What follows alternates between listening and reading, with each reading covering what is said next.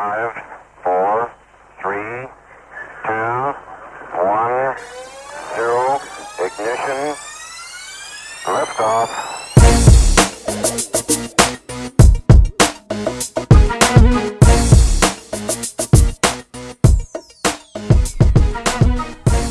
Okay, here we are, Jason.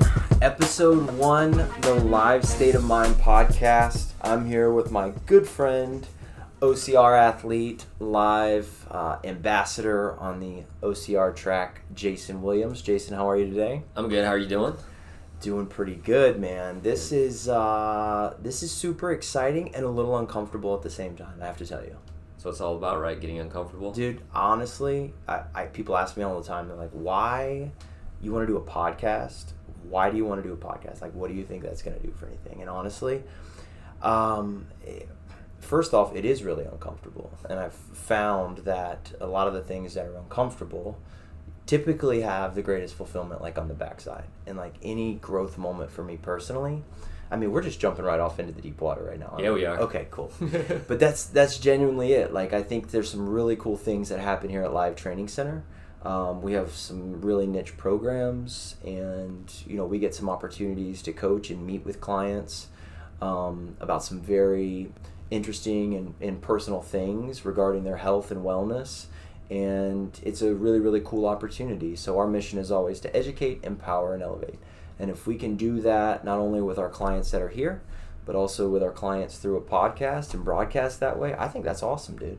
Yeah, me too. This is where I get to find out if I'm at the level of live, and if you never hear from me again, then you know that today did not go well for me. Well, you've been coming to Live for a while. Mm-hmm.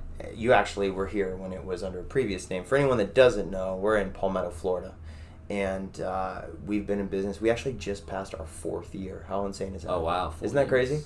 It's crazy. But we just passed our 4th year as Live Training Center. It was another facility. It was actually called Fit Lorenzo. Shout out to Ed Lorenzo in North Carolina. What's up, Ed? Yeah, what's up, Ed? But Jason has been coming here since it was Fit Lorenzo. So back in the day, right? Yeah, it's funny how I remember, I don't know if you want to go into the story, but I remember we were doing this little short course called Battle Dash. I was just about to take that word out of your mouth. Yeah, I knew where you were going with that. And it's funny because I was doing pretty well.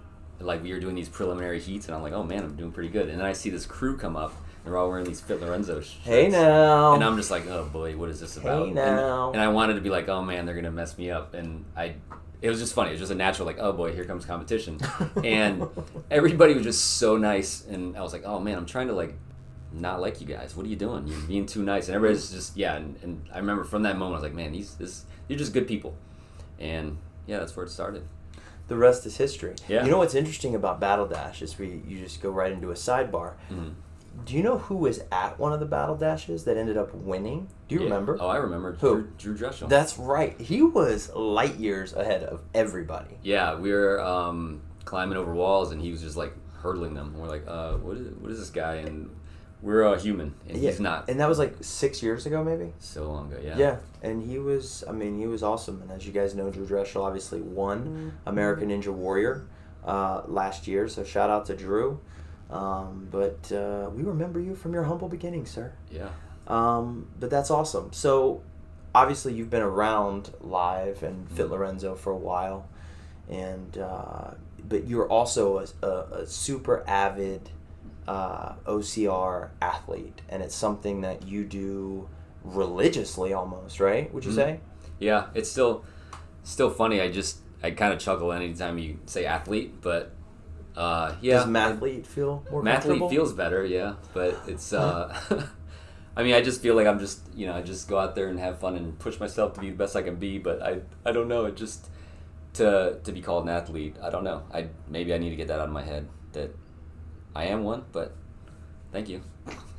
Well, I mean, let's be honest, the sport of OCR, for those that don't know, it really started to try and encourage people who didn't want to exercise and work out, and to get them off of the couch. I think Joe DeCina from Spartan talked about wanting to get like 2 billion or 1 billion people, rip them off the couch, I believe is his term, But it was ultimately about giving people who weren't really interested in the traditional form of exercise and fitness an opportunity, an outlet to be able to get healthy. And if you can tell someone that they can go roll around in the mud and jump over a wall, and then they get a beer at the end, then for a lot of people that was enough enticing, I think, right? Right. But what was crazy about it was that it has evolved. Like, it is serious. I remember one of the first ones that we went to, which is, I think, near East Bay, and it was Dirty. Well, I don't think it was Dirty Foot, but it was called something else, because I know where Dirty Foot is. But it was a mom and pop, and it was the obstacles were really basic, and the obstacles, I mean, it was like, mud pit, and walk over this beam, and I think at one point we were climbing under a bus. Like, it was really, really random stuff. But now it's evolved into something that's insane. Yeah, it's come a long way, where it used to be a lot of just mud, where you will get your picture at the end of the race where you're just muddy. And you're like, hey, look what I've done. And now it's funny because I don't really like mud. I found out it's like I like the obstacles. Well, there's less and less mud now. Yeah, which is I'm okay with. I get sometimes with the terrain you get mud, but like mud for the sake of mud, I'm okay avoiding. But yeah, it's wild how it's almost become more of a Ninja Warrior type. Like, obviously not as like crazy the obstacles, and you get to rest in between them with running, but it's crazy when you look back at where it started and where it's at right now. Yeah. Well, I'll be honest, like, part of growing, and this is what we talk to our clients about a lot, and any time that we want to grow or any time that we want to really stretch ourselves, it requires us getting uncomfortable. And I think that there are few sports that parallel that idea more than OCR. And I think if you talk to anyone who enjoys OCR, like legitimately enjoys it, yes, there's the camaraderie and the social aspect, which I think is huge, right? The people. But ultimately it's about figuring out what you're made of and being challenged, right? So that was another reason why I've asked you to be on this today on episode 1, sir, the inaugural episode of the Live State of Mind podcast. And so how long have you been racing in total? And why? How did it start? Well, it started, I think, I want to say back in 2012, where it's funny, I was working and there was I teach, and there's a person that taught next door to me that wanted to run a 5K and was looking for someone to run a 5K with, and hearing the conversation, they were like, well, yeah, Jason, he'll do it. And then the person kind of chuckled and was like, yeah, he can't run.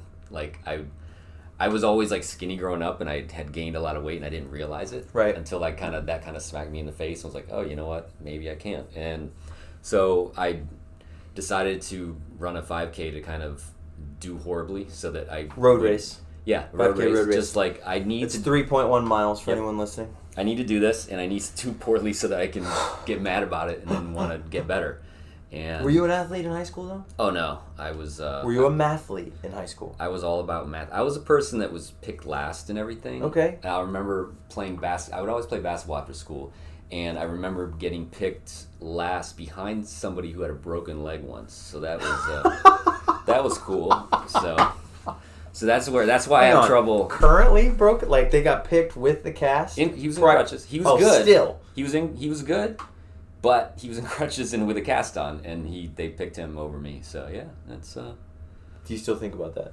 Obviously, yeah, because I just brought it up. Maybe it's something I need to talk to somebody about. But that's hilarious. Yeah. So yeah, that's yeah. So I ran that, and I did better than I thought I would. I think because I saw a couple of students out there, and I didn't want them to see me walking. So. I did that, but then I just Did you wait? But I think a little sidebar here also. Okay. You're a math teacher. Yeah, I'm a math teacher. Yes. Teach middle school math, algebra. Yes, you're a math teacher. Did you have students running with you? Not with me, but they were just there. It was like kind of like an out and back type of thing. So I remember seeing them as I ran out, and I didn't want them to see me walking as I was coming back. So I was just like, all right. And then it kind of. then I was like, okay, I can do this because I did better than I thought. And then the next one I did horribly because there was nobody there for me to have to worry about. Right. And then you kind of like realize how much of that is in your head. But were you uncomfortable at all during that 5K? Like, this was the first race ever. Oh, yeah. You had never done it. Like, what were some of the thoughts that were going through your head? Some of the thoughts going through my head were, why am I getting passed by strollers, and why... There's the guy with the broken leg. There's a lady with a dog that's running by me, and but it's like a small dog, like a Chihuahua type of thing, who's running and panting happily, not even struggling, and I'm dying. And I'm like, okay, so this is not good. But yeah, and then it's funny because going into OCR, I just happened to do like a mud run. It was called Mud Crusade, where I realized that my running was horrible, but I was having fun going over the obstacles and going over wall. I would like pass a couple people on an obstacle, like, oh yeah, maybe I need to do more of these where I can break up the running. And then realizing, it's funny how now later you realize, okay, if I want to get better at this, I have to run. Was there ever a point during that 5K where you were not sure if you could finish, or you had already had it in your head, like, okay, I have kids watching, like I have to, for my pride, I have to finish this race. Yeah, I think mentally I'm better than physically, where it's like I'm gonna finish. Sure. And if I'm gonna have to like lay down and roll, I'm gonna finish. Mm-hmm. So I never thought I couldn't. And now, I mean, I always wonder how good I'm gonna do or how poorly I'm gonna do, but I don't. Yeah, like there's been obstacle races where I wasn't sure I was going to finish, but yeah, at least in the beginning I was good, and I knew I was going to get done. It just might take a couple days. So after running a 5K, were you hooked then? Not necessarily. Or was it, how close was that 5K to your first OCR race, the Crusade? I would say probably 6 months. Okay. But I know when I hit that first mud run or OCR, I was hooked then. Like, I need to do more of these. It's funny because you do them with friends. The first two I did with friends, the friends did not like a general wave, like just let's do it together, let's high five. Yep. Sure. And they did not like it, so they stopped going, and I ended up probably for like a good almost a year I was just doing them by myself, and I'm kind of shy. I wouldn't talk to him. I would just go race and head out. But just over the years you just meet a lot of great people, and I guess I couldn't stay quiet for long, but yeah, it's just here we are. You mentioned people, mm-hmm. and I think we see a lot of that here. Like we're very big on relationships. Mm-hmm. Like relationships, they are a massive catalyst for change and growth. They are a major catalyst for support and accountability. A lot of times, sometimes just being around the right people can make you feel less crazy. Right. You know what I mean? Because especially anytime you're trying to make a major step in life. It requires some courage, and it requires you setting some boundaries around what your goals are and being intentional and saying, I may sit down to have dinner with someone and they may laugh at my choice. Right. That they're not being malicious, maybe, but all in all, if we surrounding ourselves with the right people, we can accomplish a lot. And I think through OCR, that's the amazing thing. It's like, even though there is a competitive side, mm-hmm. I would say even today as the sport has evolved, even at the highest level, yes, it is each individual athlete for themselves, but ultimately it's like the group against the course. The course is the ultimate competitor, right? It's the ultimate competition in the race, and I think that's why the camaraderie is there, because we all recognize, like, hey, this is hard. Mm-hmm. This is challenging. There's not a lot of people doing this, and I want you to succeed, and you want me to succeed, and maybe right now we're gonna race towards the finish line, but ultimately, like, I want you to be successful in this race. Right. Yeah, the community itself is just wild and just supportive of each other. And I remember back in the Battle Frog days, rest in peace. I mean, I had a whole hour on Battle Frog I wanted to talk about today. Maybe we'll do that, another one. But yeah, the just a lot of people I've met was just being stuck, and it blew me away that you watch someone that's your competition, and as they're getting through an obstacle that everybody's stuck at, and they make it, and everybody like erupts and cheers and just excited, and you're like, okay, it knocks me down a spot in the standings, but that's okay. It's not about that at the moment. You do want everybody to do well, and you don't want to do well by having other people fail. You know, and I think that's a big thing with, like, you're talking about the community sense here. Is I know that, like, I live in St. Pete, which is like it's a good 45 minute drive here, Right. and there's places that are closer, but I always want to come back here because of the way it feels. It's like you can definitely feel the difference with just everybody working out, and just everybody has each other's back. And Dale, what do you think, like, how much of that is something you planned on, or is that something that kind of happened and you wanted to build on it, or like how did that happen? Well, two answers I would say. Number one would definitely be that we got a great head start. And, you know, I was able to watch from the sidelines while, you know, I saw Ed start a lot of relationships, and I was able to watch how he moved. And I think at some point, if you're ever going to be a good leader, you have to learn how to be a good follower. I think that's really, really important, because that's where you learn, and that's where you can, you know, you kind of get incubated. And so that was always a part of it that had been here before I was here. It was, you know, Fit Lorenzo for a couple of years, and we took over, and then the rest is history. And we've been live now for 4 years. But I think at the same time, through my own personal journey over the last 10 years, and, you know, being in recovery and going through that whole process, you start to recognize the importance of relationships.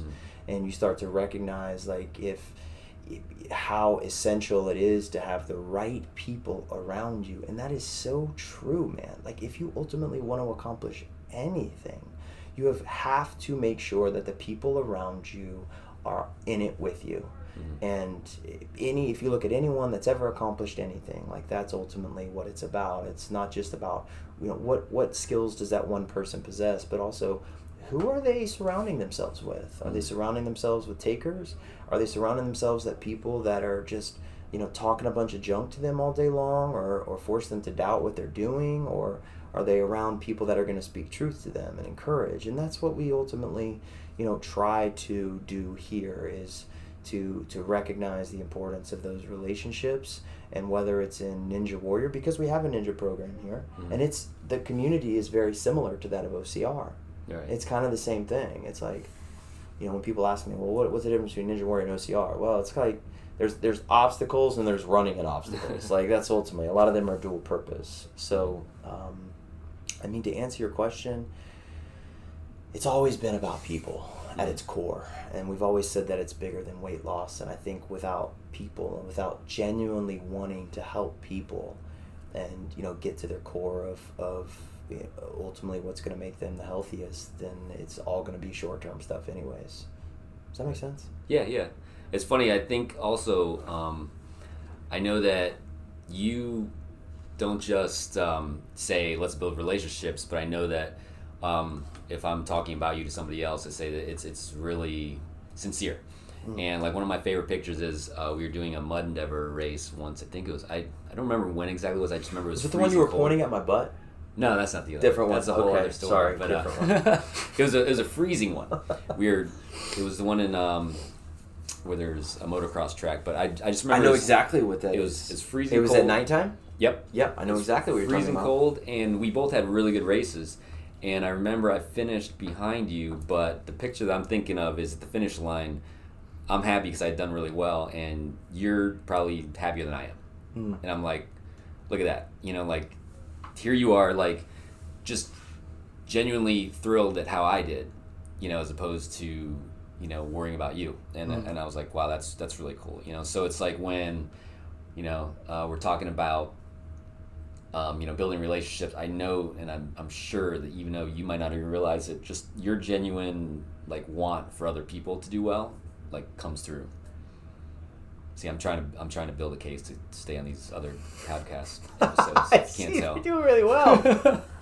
I mean, that's very humbling to hear. Honestly, that's very humbling to hear, and that's the culture that we've tried to create, and that's because that there are people that have done that for me. And I think that's the ultimate thing is in this business, the ones that do well and in this industry, if there's a genuine concern to want to see other people do well, then we're obviously a lot more successful, and it creates the culture that people want to be around. Right. And that's what we try and instill in all of our coaches that are here. And there are things that you can teach, and there are things that you can't teach. And so now when we're interviewing people, like, there are certain qualities and of genuine concern and integrity that we look for to try and ensure that we keep creating the best possible environment for every client that steps through our door. That's awesome, Jay. I appreciate that, dude. Oh, no problem. Super cool. Here's one thing that always fascinates me about you and your OCR endeavors, and that is, more than anyone I know, you travel to races. And for a lot of people, by the way, OCR is obstacle course racing. For anyone that's listening, it's like, what is this OCR stuff that they're talking about? It's obstacle course racing, distances anywhere from 3 miles to, what is the Ultra Beast? I think 26. Right? 26, 30 miles, with a series of different obstacles in between. Most of the races nowadays are, would you say most are mandatory obstacle complete at this point? Outside of the one? That's mainly the ones I do. So in my world, yes. Okay. But, like the big ones aren't necessarily. So. For the most part. And then all that means is that every obstacle you come to, in order for you to be eligible to win something at the end, if you're running competitive, you must complete it. The other alternative is to do some other physical activity as a result of failing the obstacle. And Spartan is pretty popular for having 30 burpees for every obstacle that's failed. Right. So there's kind of two trains of thought there. But so that's what OCR is, and that's what it's about, and that's what we love. And that's what Jason does, and probably I would say more frequently than a lot of people. How many races did you run last year? It was a light year for me. I did 29. And that makes me sad that I didn't get 30. But yeah, it was. I usually average around between 30 and 40, like probably around 35. But yeah, I think I don't know. And there you have it, Jason. That was our first hiccup today. There you go. Which isn't bad. I mean, I don't know how many minutes that was, but that's not horrible, right? Yeah, I just gave you my 3.5-hour story of this year, but now I guess none of that recorded. Yeah, none of that recorded. That was 6 hours that's off the table now. Actually, you were actually talking about how many races you ran last year. It was a light year. Yeah. I ran under 30, and I think the thing that bothered me the most is that it wasn't an even number of 30. It was 29. Are you obsessive compulsive? Not with a lot of things, but I think just with numbers. Yeah. It's funny because I think in the last 3 years I ran 40, 35, and 30. So it's right on a number, like a good number. It wasn't like, so if I'm sure when I ran 35, I was at 34 and I need to run something to get 35. So. And and by the way, these races are nationwide. These are worldwide races now, right? Yeah. So it's big in Florida. Would you say that Florida and California are probably two of the most popular states? Just because of the weather and. Yeah, because you can run all year round. Right. Whereas up north, they're not really gonna have a lot of people want to run in the snow. Right. I imagine, but yeah, it's the way it usually works is we'll go up north more in the summer. Because I think maybe it's too hot here, where there's a lull in Florida in the summer. Maybe just because people don't want to get out when it's like that makes sense. 90-some degrees, and plus I'm off in the summer since I teach, so that's a good time to travel. But yeah, it's cool to just get out and go to different places and see the different terrain and. Favorite race series? Right now, my favorite race series, Savage And then Race. how much did they pay you to say that? Nothing, but there's great race series, by the way. Yeah. Unbelievable. Yeah. Probably, I love their branding too. I'm a branding guy. I love the logo. Yeah, it has a lot of the same blues too, so I'm a little biased. And just the creativity. They're always coming up with something new, and they're changing things up, and it's the perfect balance. Mm-hmm. Because I think that the issue, which I've seen something recently about Tough Mudder, possibly going bankrupt or possibly being acquired. Did you see that? Yeah. Spartan, which is going to be interesting to watch it shake out. Yeah. But, and that's really inside baseball for this podcast. But what I think is interesting and what the struggle that I think a lot of these OCR companies run into, it's kind of like, which direction do you go, right? Mm-hmm. So for Savage Race, they maybe have maybe 8,000 people. And again, this is just one man's point of view. But 8,000 people that run it between 2 days. But now they have the Blitz. Yeah. Do they run the full course on Sunday also, or just the Blitz? Now they're doing, you can run both. Yeah. So I think next year they're going all one day, just Saturdays. But in Florida, they're doing Saturday and Sunday because Florida's like their home area. And they have a big base there, so they can do that. Gotcha. But I think either day you can run either one. The full course is usually around 7 miles, and the Blitz is 3. Which, let's explain that a little bit too. So Savage Race it was based out of Florida too, or Georgia? Florida, Georgia? I'm pretty sure. Florida. Okay, Southeast. But there are 2 different race styles that they offer. One of them is the full race, and that's 7.5 miles. And then the other one is the Blitz, which is 3. Is it 3 miles even? Yeah. Okay, cool. Usually around, yeah. So, both of those are offered. And they have mandatory obstacle complete, of course, right? Right. So you have a band for the competitive wave, and there's 2 different trains of thought for those that have never done an obstacle course race before. There's 2 different reasons typically that people will go to an obstacle course race. One of them is the competitive side. Okay, it's typically the first wave that goes off, and it's groups of people that go off at the same time. And the competitive wave, they're all about finishing the fastest. No one is allowed to help one another, right? Right. It's all about, who can get through and complete every obstacle at the fastest pace, right? And then they award the winners. The other side of it is the general population, and that's the remainder of the groups that will go out. And it's more about the community. It's more about accomplishing something together. It's more about being challenged together. We at Live, we have an OCR, like an entire community of people that goes out to these races. And we have quite a few now actually that run competitive, but a majority of our clients, we all love to do it again as a community, and as we get out there and we help each other over walls, and so on and so forth. So there's 2 different trains of thought, and I think what happens to a lot of these races, what I've seen is, if you have 8,000 people running a race, let's say for Savage, right? Let's just use that number. I don't know how accurate that is. If you have 8,000 people running a race, and only 300 at most are competitive, right? And the other, 70, however many hundred are the general wave, then you have to make sure that you're making a course that's appropriate for everyone. Right. And I almost feel like that's why people loved Battle Frog, because it was so challenging, and they had some of the hardest obstacles or rigs out, but ultimately, was it too hard? I don't know. I mean, I'm sure there's a lot of back end stuff too. Right, but and just to clear things up in case anybody's not sure, when we say mandatory obstacle completion, that is for that first wave, the competitive wave. Like if you're going as a community, you don't have to. Like if you're not finishing the obstacle, they're not kicking you out or anything like that.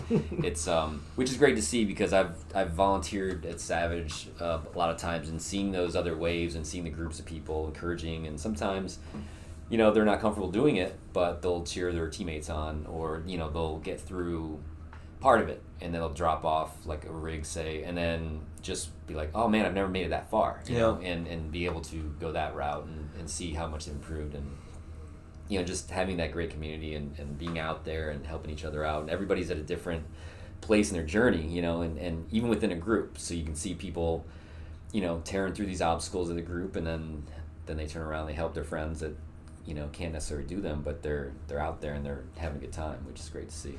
I've seen some of the most special moments, like with our clients, and typically the race that we encourage a lot of our first time clients to do is the Mud Endeavor. Yeah, because it's a local race. The obstacles are moderate. Teresa and Randy Yoho, if you happen to hear this, you guys are awesome. They put on a great race. They're a great community of people. And it's a good intermediate race with a relatively short length, and it's a great one, and it's pretty affordable also.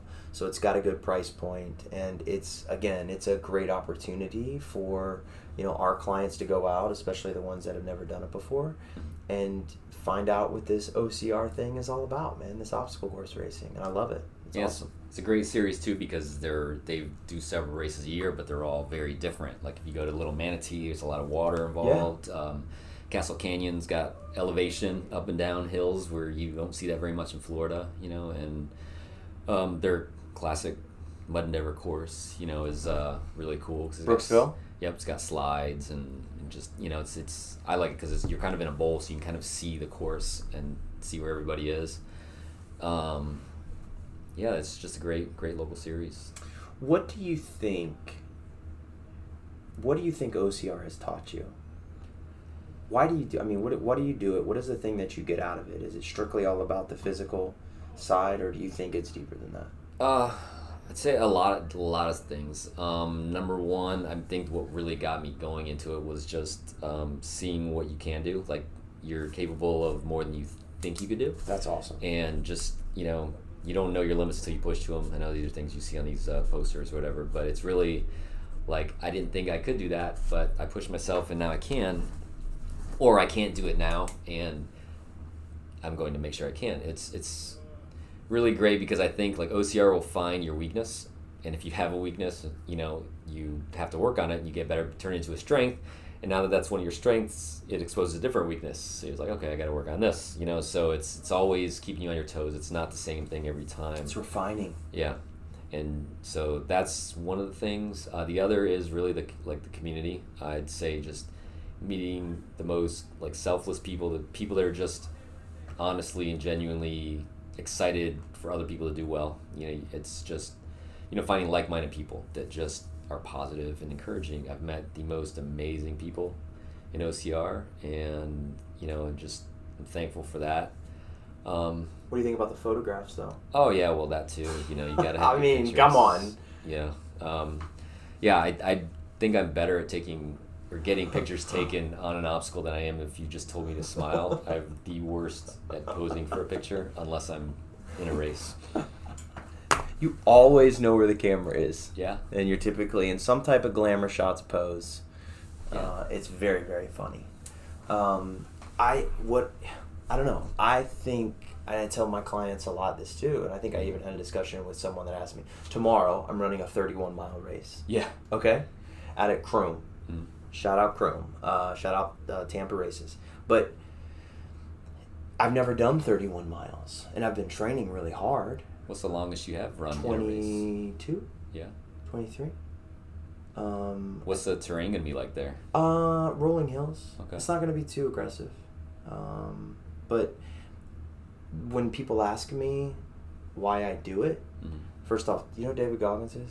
Yes. Dude, David Goggins had a great quote. He's like, people said, well, why do you run so 7 or 8 miles or 20 miles a day? He goes, because the fear and doubt can only last 3 miles. Mm-hmm. Right? It's like getting out there and clearing your head. Right. It's very therapeutic for me. But the reason why I do OCR, and also I'm starting to do a lot more of these this is my first ultra marathon, is the same reason why other people don't. Meaning, because it's challenging, and because it tests you, and because you get to find out, ultimately, you get pushed. You get pushed to your threshold, and you learn a lot about yourself. And it's through those moments, and I'm telling you, this was such a big deal for me personally, and it was also such a big deal, and that's why it's part of the philosophy of what we do here, which is the confidence that you get from doing things that you never thought you could do. Right? The confidence that you get from that can literally propel you into whatever the next greatest thing is for your life, because it goes like this. Well, wait a second. I didn't think I could do that. But I did do that. I enjoyed it. I was successful. What else can I do that I didn't think I could do? Right. And I think that's really, really important. No lie, Jason, we've had a lot of... Having done this now 8 years, 4 of it is live, probably 7.5 years, and then 3.5 of it is Phil Lorenzo, just a coach. There was a lot of people who, because of some success with either weight loss or a specific exercise, or let's say a rope climb or the 8-foot wall or a box jump have gone through that same train of thought, and this sounds so foo-foo as I'm saying it, but I'm serious, have gone through that same train of thought and gone, okay, well, because of the successes that I've had in the gym, here's what I did. I got into this relationship that I never thought possible. I got out of this relationship that wasn't serving me.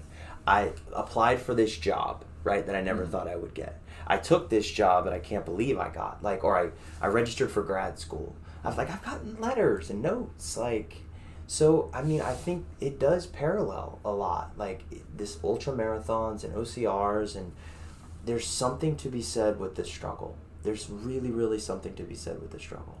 And it's the struggle is safe and it's appropriate. Don't get me wrong. I'm not talking about loading up 800 pounds on a bar and then going on a Bosu ball and doing something. That's an Instagram post.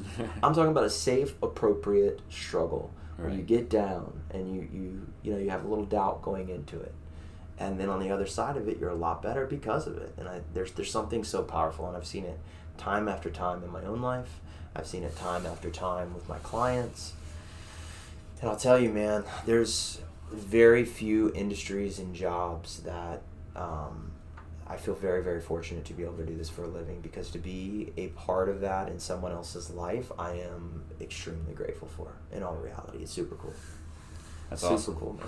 Now, let me get inside your head for this race. Oh boy. I don't want to put this this is in the first ultra marathon I've run. By the way. Yeah. Okay. So, you're in this race. Yes. And I'm gonna be thinking about this tomorrow. By the way. Go ahead. Maybe I shouldn't ask you. No, go ahead. No, I want it. I want it. Give me the heat. All right. So as the live, in live, do you put a little bit more pressure on yourself? Ooh, Jason. It's so funny you say that. Yeah. Was that the end of your question? I didn't mean to cut you off. No. That's basically in your head. Are you running for you? Are you running for Live Training Center? Are you worried? Are you thinking about? And I guess during complete transparency. Yeah. Complete transparency. Mm-hmm. Okay. I had this conversation last night. OCR World Championship 2015. Mm-hmm. Okay. It was in Ohio. Let me set the stage. It was in Ohio. Hopefully I get these facts right for anyone that was there going, Dale, that was not what happened. I was there, so I'll Okay. All right, cool. Thank you. 29 degrees when I went off. Okay. Am I right? Yeah. Yes, okay. All right, plus or minus. Fahrenheit. Yeah. Okay, Fahrenheit, yes. 29 degrees. Okay, I had been training at Celery Fields, but we're a Florida boy, and they wanted us in the hills of Ohio. Okay, it was very cold. And we went off, and it was still pretty early, and they had us in and out of the water. True or false? Oh, yeah. How awful was it? I can remember it to this day. I've never been as cold. I've never cramped as bad. They had it. How long was the slide? 100 feet? Yeah. 100-foot slide. Super fun, super fast. Super fast, super fun. Super cold. It was awful. Imagine going down a 100-foot slide, 9.5 miles into a race with your body cramped up, and you're literally going into water that's, what would you think, 45 degrees, 50 degrees? If that. Okay, yeah. Maybe colder, right? It was insane. And I remember there was 53 obstacles. And it was obstacle number, there was 53 or 54. It was obstacle number 52, and it was right by the finish line. Right. And it was Skull Valley. Okay? And this is the entire reason why we have the skulls up in the gym, by the way. And I had completed every obstacle up until that point. We had been training for a while. We had posted about it on social media. We were in the middle of acquiring Fit Lorenzo. This was when it was happening, 2015, October, November. So I had all this on my head. This is the beginning of it all, right? Go through the race, it just destroys me. It beats me up. And I get to this obstacle, and we go skulls across, I believe. We had 8 or 10 different skulls traversing laterally, and then we go under a cargo net, and then you have to go onto a rope and swing across. And then they have a horizontal cargo net that is probably 20 feet long. And I remember I took 1 or 2 grabs at the cargo net, and my wrists and my arms were like, dude, you got nothing. And I dropped. And I was like, oh my gosh, okay, this was the first obstacle I'd failed, legitimately failed at all day. Mm-hmm. I could see the finish line, but my arms weren't working. And it was like that gut check moment. And I'm watching people go by me. Mm-hmm. And I'm seeing shout out Adam Washburn, is on the sidelines with my wife, and she's filming it, mm-hmm. right? And that's all I was thinking. Immediately I started thinking about all the travel, all the social media, what do I represent, like, you know, what happens if I can see the finish line, like, I'm, you know, playing out, if I gave up my band, like, what does that look like? If I couldn't finish, what does that look like? Like, you know, so I remember getting one of those space blankets. You remember they had those, like, aluminum foil blankets? And I remember getting it and wrapping. I have a really, really cool picture of it. But I was, like, caught in this space between letting my arms rest, but then I was soaking wet, so I was getting colder. So I'm super cold. I'm huddled up, and I have my space blanket on. And then from there, I was like, okay. So I went and I tried it again, and I literally got to that cargo net again, and I have a video of me, like, screaming and yelling, just trying to muster up, like, whatever I have. And I reached across, I jumped out as far as I can, and I reached across, made like 3 or 4 grabs, and I got it. And on the other side, dude, I mean, there was something emotional that happened. Complete transparency. There was something emotional that happened, where it was just like this relief, but also this sense of accomplishment, but also reminding that my legs are literally about to fall off of my body. And I remember Danielle was trying to talk to me, and I had one more wall to cross, and then I was going to cross the finish line. And it was the toughest race of my life. But at that moment, and I do. That's the reality. Like, and it's, honestly, I take it as like a privilege at the same time that I am able to do that, and feel like I represent, you know, who we are. Not that I have to succeed, but I think it's just a matter of 100% effort, because that's what we represent. And as long as you go out there and you give absolutely everything that you have, that's all that matters. Right. You know what I mean?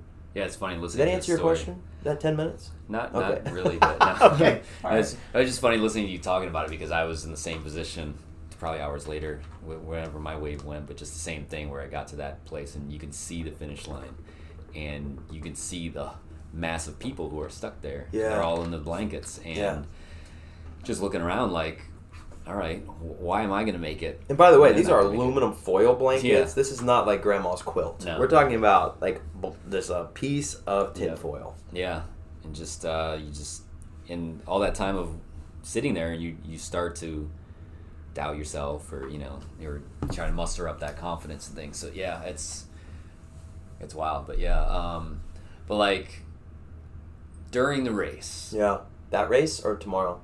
Either one. Okay. Are you? Well, what goes in your mind? Like, are you thinking about those things? I know I'm looking for, like, for me when I'm running a race, I honestly You think about the kids? No, I honestly look for, like, because I run with the GoPro and I'll film videos, so you always hear me make some, like, bad jokes. What is your YouTube handle? It's Jason Williams OCR, I think. Jason Williams OCR? I think so. On yeah. YouTube? Okay. Yes. But Jason records like almost every race that he does. Yeah. So if you ever are curious about what is OCR, or, you know, what about this upcoming race, more than likely, if it's anywhere in the eastern United States, Jason probably has a video of it. Yeah, and I'm getting old, so I need to film it so I can remember what I did. But it's like I'll watch the footage, and every time there's a volunteer there, I'll thank them, but then I'll say a dumb joke that's like just horrible. But it's just like those little things that I use to distract myself. Like the pictures, I think I post for pictures so it kind of gets my mind off of things, you know, to like remove myself thinking about how much it sucks, you know. Do you get nervous in a race? Before a race? Oh yeah, like I usually will gag as we're about to go to the start line, and like just all right. But it's just what I've seen is that, and I'm gonna let you answer or ask your question. I've seen that you and I have two different demeanors at the starting line. Yeah. Yes, because your demeanor, how you handle that, Mm-hmm. that nervousness, is completely different than how I handle it. I get into that like blinders on space where I really can't hear what people are saying, Mm-hmm. or can't like comprehend. Like I can't have a small talk conversation. It's very hard for me. Right. But I've noticed that you, and there's a select other group, right, which is awesome that you guys are able to do this, will joke around and take pictures, like... Yeah, I think that's my defense mechanism. Maybe. It's like, I know that if I'm in an uncomfortable situation, I'll tend to joke. You Yeah. know? So I think that's my way of getting my mind off of the nervousness, is just, let's be silly, let's take pictures, let's, you know, pose or whatever, and... You have some great poses, by the way. Oh, thanks. Mhm. I try. But Mhm. I've noticed that, like, if I was in an obstacle and people are cheering me on, Yeah. This is like back when I first started, I would usually fail it because it was, I would be worrying too much about like disappointing them, or I don't know what it was, or maybe just like, It's pressure. Oh, you think I can do this? I'll show you. I Let me can't. sabotage everything. Yeah. It's called self-sabotage. You don't know me. But then over the course of just being silly and goofing around, and I think that just takes my mind off of, you're just doing it. Like if I'm going through a rig and I'm looking to pose, then I'm just doing it. And it's like, you train so much and it becomes second nature. But the thing that usually messes you up is your own head, and getting 100%. Your own mind. So that's, I think, my way of doing that. But as far as like during the run, like I said, like I'm usually trying to find a way to like have somebody distract me, like with the pictures or the people, or if I'm running next to somebody, I'll mess with them or something, just to kind of keep my mind off of it. Like what's in your brain as you're running? Here's what I'm constantly struggling with. I have this natural coach ability. And sometimes it's hard for me at a race because the dynamic of me, wow, it's like two different people. It's like one, the athlete, but two, the coach. Right. One, focus on what you're getting ready to do. The other is make sure that you're taking care of everyone that you're supposed to be taking care of. Right. So when I'm in a competitive race, though, inevitably 90% of it will be Dale the athlete. Right. But typically 10% of it will be me, even as people are passing me, saying, that's it, keep going, keep pushing. Like that naturally comes out. I've learned to try and have like a mantra almost, and I know this sounds really hokey, but it's almost like something that reminds me of all the work that I've put in, or something that like takes me back and like recenters me.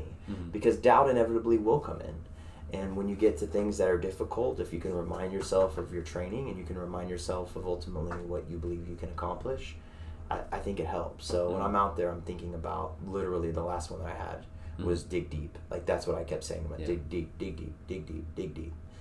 And just kind of take it as it comes. And I love to push though. And I think that's part of the reason why it's hard for me to like joke around and whatever at the starting line, because I'm ready to like unleash, and like get like super busy. But did that answer your question? Oh yeah. Okay. Yeah.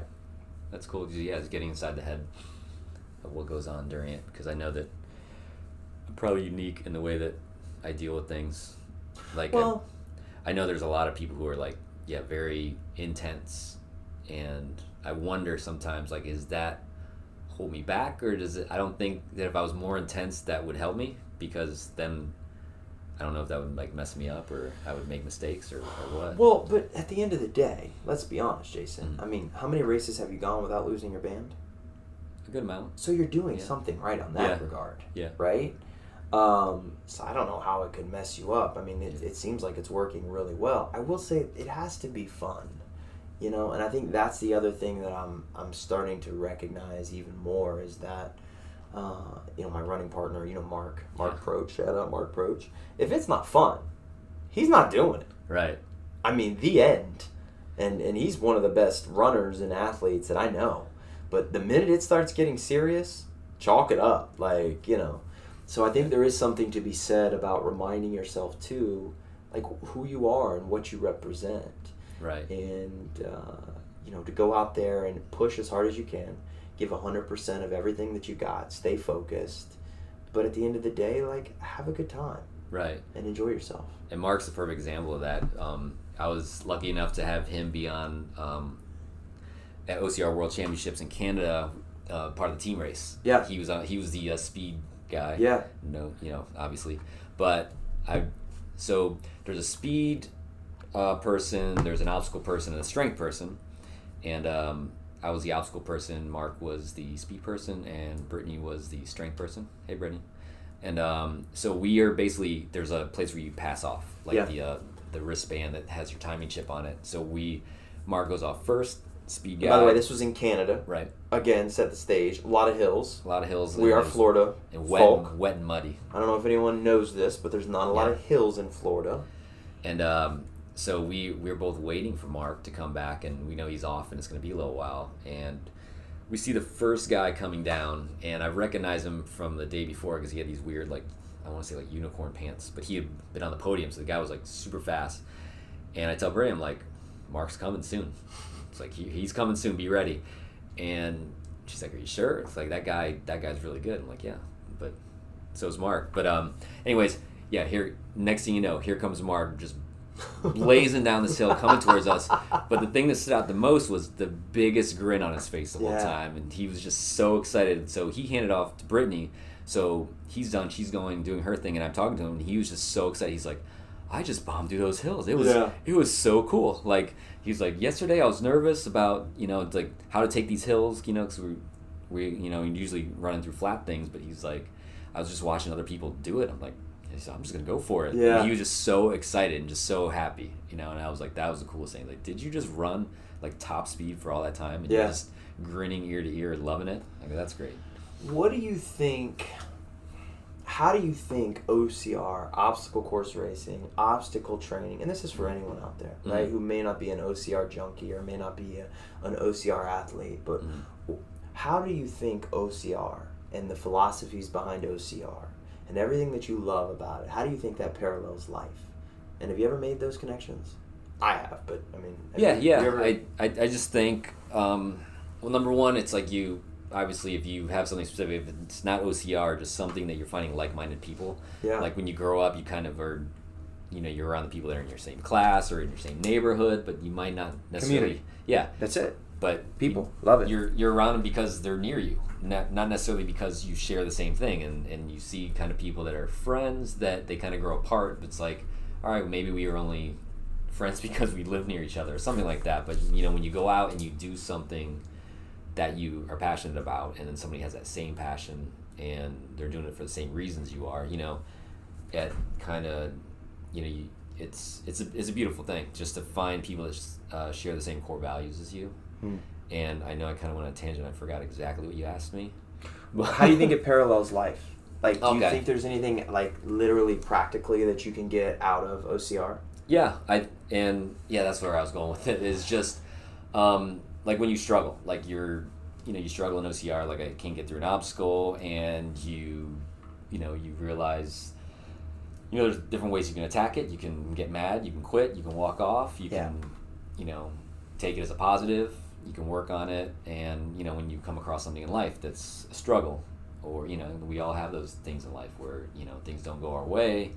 How do you handle it? And I think that's the thing is, I think most of the people, like I said, when I had... That's it right there. Yeah. I like that. Yeah. When I made friends with people who were struggling on the same obstacles as me, it wasn't that they were struggling, and that's why, hey, you stink at this like I do. It was the fact that, there were people who were also stuck that I talked to because they weren't handling it very well. Yeah. And I think it's like you see the people who are handling adversity well, they're staying positive, they're encouraging other people, and they're not letting it, change them. They're still there for the right reasons, and they're still trying to move forward, and it's not going to break them. I may make it across this obstacle, I may not. Yeah. But I'm still me, and I'm still gonna work my best to try, and even if it doesn't go my way, that's okay, but I'm gonna use it. And then if you don't succeed, you learn a lot about it. Right. And then the next time that you meet that same obstacle, so to speak, or struggle in life, like you can deploy those skills on that next struggle. I think, I don't know if I should even say this, but I don't know how it's changed me as a teacher, because I think it's made me more intense as a teacher. Maybe like go, go, go, you got this, and maybe I need to like dial it back a little bit where, it's when you're on the obstacle course and everybody's trying to do that, it's not the same as, we all have to be here in this class. Like I'm not on board with this. So, are you screaming at your children? Not screaming at them, but just like, like you're encouraging them, like you're trying to empower them. Yeah. But like, keep pushing. Doesn't work the same way. It's like, no, I don't want to push. Yeah. So, and not all the time, but like sometimes, like I get hyped up about algebra sometimes as much as I get hyped up about an obstacle, and doesn't always translate well to everybody because they're not as excited as I am. Do you value being uncomfortable? Yeah, I Do think. you think OCR taught you that, or do you think you had that before that? I value being uncomfortable when it's me making myself uncomfortable. Okay. Like, if that makes sense. I'm a socially awkward person. Okay. So a perfect example of that is I remember being on a podcast. Yeah. Well, I mean, I chose to be here, so that's fine. Okay, but right. like being at a race the day before, like if I'm on a trip and we go visit the race, Right. I instantly feel like I'm not allowed to be here, and I get completely awkward, and like I'm doing something wrong. When you go on a trip. Yeah, like okay, so we went to Tulsa for Conquer the Gauntlet. I believe it was Tulsa. And for some reason, like we had time to kill. So we're like, oh, our hotel was like 10 minutes from the race. Let's go to the race, see if there's anybody there that we know. And we get there, and instantly I don't see anybody that we know. It's just the people getting the race ready. And instantly I'm like, all right, let's go. And Brittany, and she's like, no, well, we came here. Mm-hmm. Let's get out. And I'm like, no. And I remember hiding behind the porta potties because I was just like, I don't want to be here. And it was, so it's that kind of uncomfortable, like being in a situation. I was like, I don't like that. But I'm not sure if that's where you're going with it. But if I put myself in a position where it's like I'm trying to do something that I'm maybe not able to do, right? And maybe I need to reframe that as if I'm socially awkward, I need to put myself in these socially awkward positions. And you maybe just gave me an epiphany that, okay, if I frame it that way of this is me training myself to be better. Yeah. Oh, man, I think I just had a moment. That's the game. Okay. And I'll tell you, and I mean, honestly, it's like that's what I really feel was one of the biggest takeaways for me from this type of training and this type of stuff is like the things that make me the most uncomfortable are the ones that, and I don't do this with everything, and I don't bat 1,000. I don't. I fall short all the time, but I typically try and make it a point to lean into those things that scare me a little bit, right?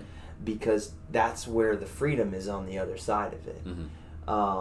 For this year, 2020, it was about getting back to being vulnerable and getting back to having courage with your story and with who you are as a person and your roots, and letting people know your story and your struggle and everything that God did in your life and how amazing that is. And I think there's power in that. Right. But a lot of times if we get inside our own head too much, it locks us down. Right. And it keeps us from really enjoying like ultimately what we're trying to accomplish and all the freedom that we should be living with. And I think about that again with this type of training or running a race or doing an OC. Like I was talking to Danielle, my wife, last night about it as we were thinking about for this podcast, and I'm like, it's so crazy that I literally came in here as a client. Right.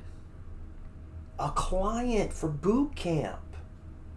And after being here for a month or two, started this. Now, let me even back up even further. Right. I was in a treatment facility from 2010 to 2011 and a half. And during that period, as I was going through my recovery, we started like this little fitness thing. Like I started to get healing on an emotional level and a spiritual level and all these different things, and started to recognize all these points in my life that needed healing. But at the same time, I was 230 pounds. And I started to recognize that all of this healing that had taken place with me, I would still look in the mirror and not like what I saw. Right. And it would start to affect me emotionally and mentally and whatever. So that's when I started running and exercising. Crazy story. I can remember being there, right? Still smoking cigarettes. You heard it here first. Still smoking cigarettes. And my sister, Amber, calls me and says, hey, you know what you should do? You should run a half marathon. I'm smoking while she's talking to me in a treatment facility, right? It's like, oh my gosh, okay. So that's what we did. And I kicked the cigarette habit. I can remember going out and thinking, okay, let's see, how long is a half marathon? I think I looked it up. Like, I don't even know how long that is. So I looked it up, and it felt so far out of reach. It felt so crazy. Like, from 2000 to 2010, I'd pretty much done everything I was trying to do to put myself in the grave, honestly. And so it was such like a light bulb moment. So I can remember training as hard as possible, I went out and ran 4 miles as fast as I could, and I thought I was going to throw up. Like, I remember it was 32 minutes. Yeah. 32 minutes, which is insane. But I was like, how am I supposed to run 13? Right. So we ended up doing the half marathon, trained for it. We had these little P90X DVDs that we would do intermittently at the center. That's all we had. And then from there, after the half marathon, I did it, accomplished it. I'm like, this is insane. Like, what else can we do? Came in here as a client, right? Fast forward a year. Came in here as a client in like 2012, almost 2013. Was here for a couple months as a client and started to see the benefit in this new life I was living and wanted to share it with other people. Went to Ed. Ed allowed me to be an intern here. Came on as staff. And then the next thing I know, in 2015, we're working to acquire it. And it was like each step of the way, it was like this thing that went, but wait a second, that sounds so far out of reach. But everything I've done for the last 2.5 years is out of reach. Right. You know? What, did you have any doubts as far as like when you decided to work here? You know, be a Every coach? day. Yeah. Dude, So- I can remember some of my first training sessions. They were awful. So what made you Just keep- like this podcast. No, I'm kidding. I'm kidding. What made you go for it? I guess what I'm trying to get into is like in the head, like, okay, let's say another person, same journey as you up to the half marathon point, Yeah. but they don't finish. They don't make it. Yeah. You know, what happens then? You know, like like I'm sure you see it where maybe you get people come in as clients and they don't, you know, things don't go their way. And I'm sure you're giving the short version of it, but I'm sure there are setbacks along the way. Oh my gosh. But what happens in those setbacks? I'm sure your experience probably helped you with You ready people. for this? Yeah. Community Mhm. and people. Because here's the deal. If you're surrounding yourself with people who are like, oh man, you're right. Like, you were wronged. Yeah, let's go out and have a drink and we'll both be wrong together down in this hole. If you have those kind of people around you, then it's really tough to keep moving. Right. Failure is part of it. I was going to ask you actually today, what was the last thing you failed at? That was going to be one of my questions. Because it's part of the process. Mhm. But if you're around people that go, hey dude, listen, if you suck at this, that's all right. Get back to the grindstone and keep going because you got big things planned. If you constantly have those people around you, bro, it's limitless. Mhm. Literally. Like, you can accomplish anything that you ultimately want and makes you happy. I'm a firm believer in that. And if you have the right people... Now, listen, I'm never going to play in the NBA. I'm not. Right? Not that attitude. I probably won't be president. Right? That's the reality. But I Right, really right. don't want those things either. Right. But the right people is the short answer to that question. Is there were a lot of doubts. There was doubts all along the way about, you know, how would this go? And dude, there were early on, you know, learning the ins and outs of a business and the dynamics and how those change. It's challenging, you know, and to be able to hold that together, to be able to present and make the impact in our community that we wanted, it is challenging. But with each challenge came a new sense of fulfillment, and with each challenge came a new growing moment, and it literally is like a snowball. Mhm. You know, Danielle and I, obviously we have a lot of faith. I would probably say that she has more faith in God than I do. That's just, I mean, she's got an amazing amount of faith. Like, it's unbelievable. And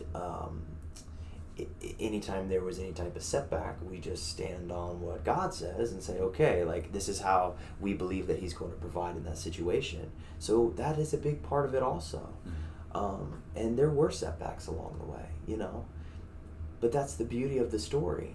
And it's not about, I mean, I'm going to channel my inner Rocky Balboa. Like, it's not about getting knocked down. Like, Right. you're going to. Yeah. You literally are going to. When you started OCR racing, you failed a lot of obstacles. Mhm.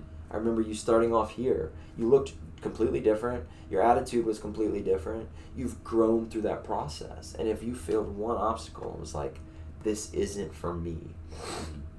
You could do that. Or you could find a really cool training place like this and find some really good people to surround yourself Right. with that will say, in spite of you missing that obstacle, you can do it. Come back and bust your butt, man.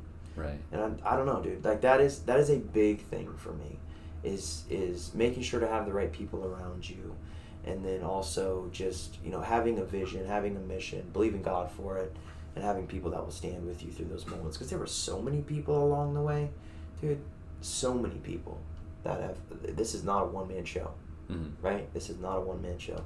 And anything that's worth anything, there's a lot of people involved, and we're fortunate enough to have, you know, a lot of the right ones around us over the last 4 or 5 years. That's awesome. It's like, yeah, because I always talk about Live Training Center and the community, you know, and the people, but now it kind of changes my perspective a little bit more. It's like, wow, so the people that come and, you know, they train and they work out, and, you know, it's not always, you know, things happen. You know, maybe you fall off, maybe, you know, you can't make it for a little bit, but just having that community there to kind of, like, maybe they don't have the faith, maybe they don't have the family or anything like that that's there to support them, but they know they can come back here, and, you know, there's open arms, and there's going to be encouragement, which I'm sure goes a long way with, you know, not only just building the community, but keeping it going. Like, I know that anytime, it seems like anytime you need something, you're like, you know, I have a client that does that. You know, it's just, and they're always willing to help. Yeah. And just, that just says a lot, because it shows what you've done for them that you might not even realize that they're so willing to do for you. It's like a big ball of reciprocation. It genuinely is. And, you know, to speak on what you just said, like, the reality is, you love your mom, right? Oh, yeah. Okay. You obviously love your mom. If you only hung out with your mom all day and you didn't hang out with anyone else that did OCR, do you think you'd get much better at OCR? No. Probably not. And that's the same thing here, is that a majority of the people, when they leave here, they don't have anyone in society. Your entire family, whoever you are, more than likely isn't going to be aligned perfectly with what you want to accomplish in life. So if you can intentionally, right, surround yourself with those people, it makes your, I don't want to say chances, but your ability to succeed exponentially grows, because you got the right folks around you. And when you start to slide one direction, they go, no, you got this, come on. They're also there to speak truth to you. Like, yo, you're messing up right now. You need to tighten up. You know, so I think that's such a huge part of it also, dude. It's funny how we don't realize also, too, just the basics of, like, for example, I went to the eye doctor last week, and it was the first time in 6 years I went. And for most of my visit, the lady was basically saying, where have you been for 6 years? And kind of like just like scolding me. And I'm like, and I'm just basically at one point, I'm like, now I'm starting to see why I didn't come back for 6 years. I'm like, you're not making me want to come back. Right. Like, what is going on here? Like, I feel like I'm like a child getting in trouble. Of course, when my vision didn't change, I was like, well, see, I guess I didn't have to come back. Are you in bifocals yet? Great question, Dale. No. Are you in trifocals? No. Okay. I am wearing contacts, so. Good for you. I can see. First time, or have you? No. I wore them 6 years ago, and I stopped wearing. When you went to the eye doctor. I squinted myself in the 2020, vision. But that's hilarious. I went back because just, you know, I'm getting older, so I just wanted to make sure I wasn't going completely blind, and yeah. Plus, it was the end of the year, so, you know, insurance. But it was just, you know, the big point was that, you know, it's like if someone were to come back here, like, you don't know their story and, like, maybe why they weren't here. And if your first thing is like, oh, so you hadn't been here in 6 months. What's wrong with you? So you put on some pounds. You know, it's just like, okay, well, see you later. And then they don't come back. It's just like, you know, there's always open arms. And, you know, it's like, it's not like you don't know everybody's story, but you're not going to turn anybody away, and just like, you know, I'm glad you're back. You know, it's like, I know that, like, I got hurt 2015, and I was out of it for a while, and it's just like, you know, it's, you come back and you're ready to start up, and you don't feel, you're like, I know I'm not where I was, but there's none of that. What happened to you? You know, it's just, I'm glad to see you, and let's get to work. You know, and that goes a long way, even though you might not realize it. It's just, there's no judgment. It's just, you know, let's do what we're here to do. Well, let's get better. And you know what though, Jay, like, coming from the place that I came from, I have a unique perspective. It affords me the opportunity to have a unique perspective. To be completely honest, if we knew everyone's story, we wouldn't judge anyone for anything. Right. Because everyone's got drama. Like, everyone has been through some stuff that shapes who they are and shapes how they act. And even the most awkward of people, they have a story. And that's why it's really, really challenging for us. So when people do come in, it's something that, you know, we try and keep that in mind, and ultimately we just want to help you get better. And if we understand that it's not going to, and again, here's the other thing, long-term sustainability versus quick fix. Right. A lot of this industry, the health and wellness industry, preys on society's need to get a lot out of a little. Let me sell you this rap thing. Let me sell you this drug. You do nothing. All you got to do is sit. Can you sit? Fantastic. My favorite commercial is this.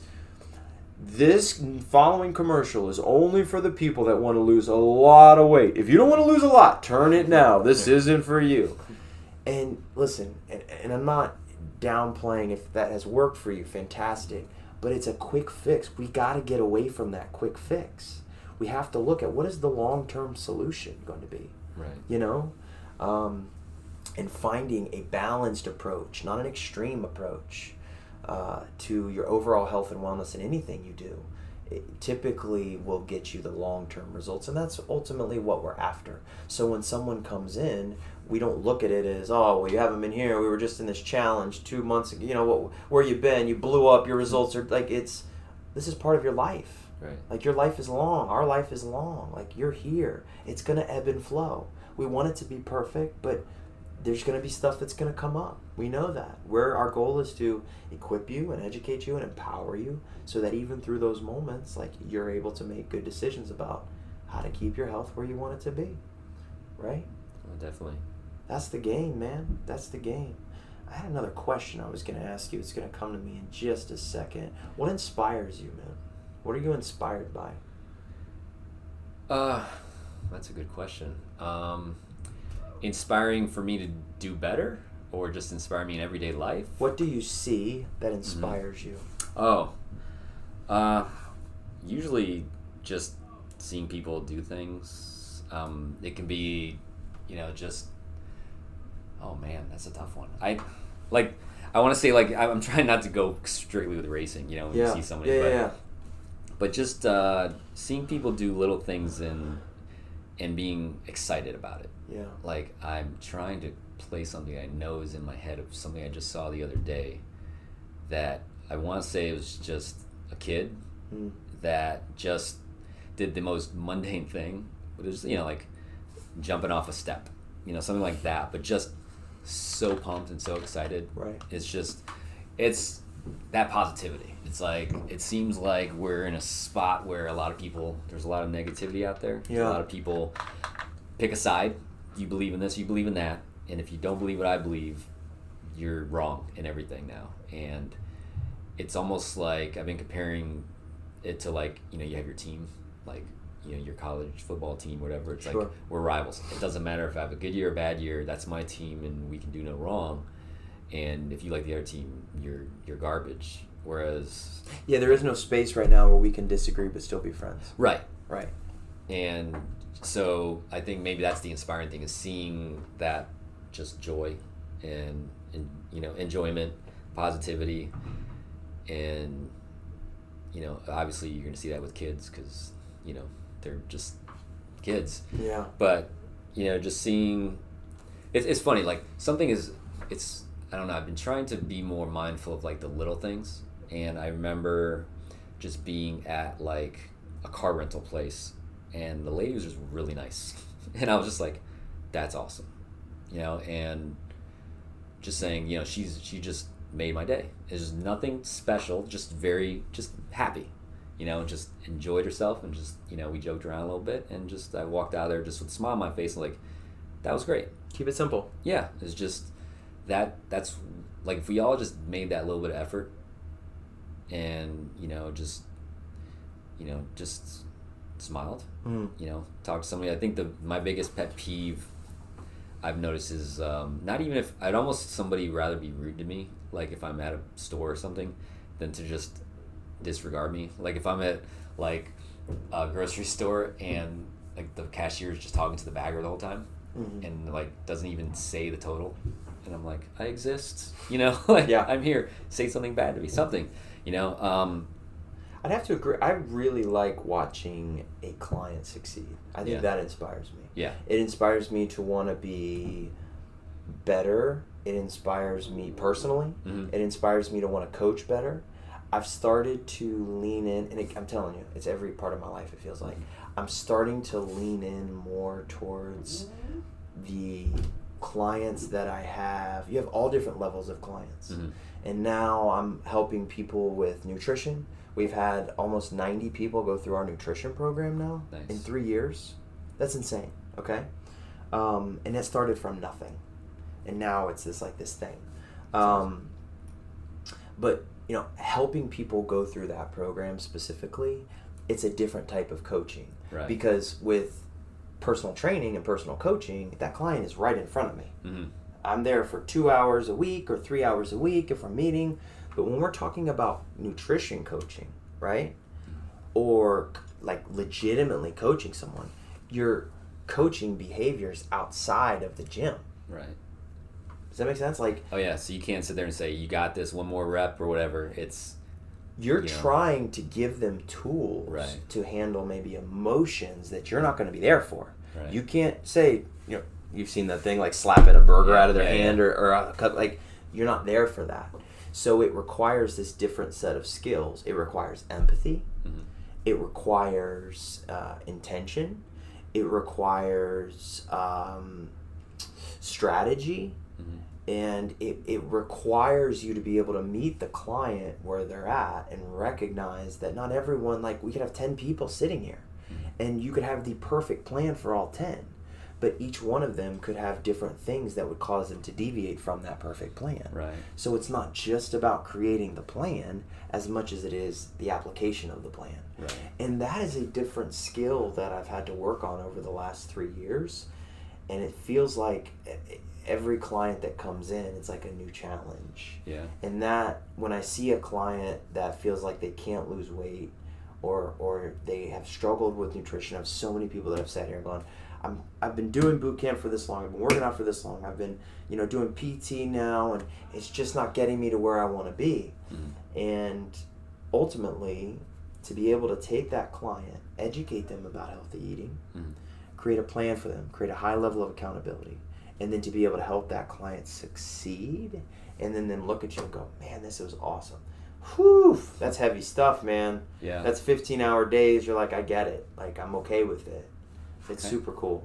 Kind of, maybe I'm totally off here. No, you get the same thing, I'm sure, in math, I'm sure, in teaching, right? Yeah. It's, well, it's kind of, I was going to say, it kind of reminds me of parenting, what you were saying. Yeah. Is, like, I'm a new parent too, so there you go. So your ultimate goal is, or at least my ultimate goal when I was raising my daughter was, I want her to be able to make those choices when I'm not around. What a great parallel. Yeah. So it's like, all right, as teaching nutrition, I'm not always going to be around. Sure. So I need to give you the tools to make those decisions. Mm-hmm. You know. So yeah, and with teaching, and thanks for putting me back on track. 'Cause I know I fell off the rails a few minutes ago, but yeah, having those little, you know, victories of getting someone that you see that they're getting it. You know, they might not be the top-notch like A student, mm-hmm. but they're someone who maybe shut down. Yeah. You know, it's like, I think the biggest battle I have as far as teaching math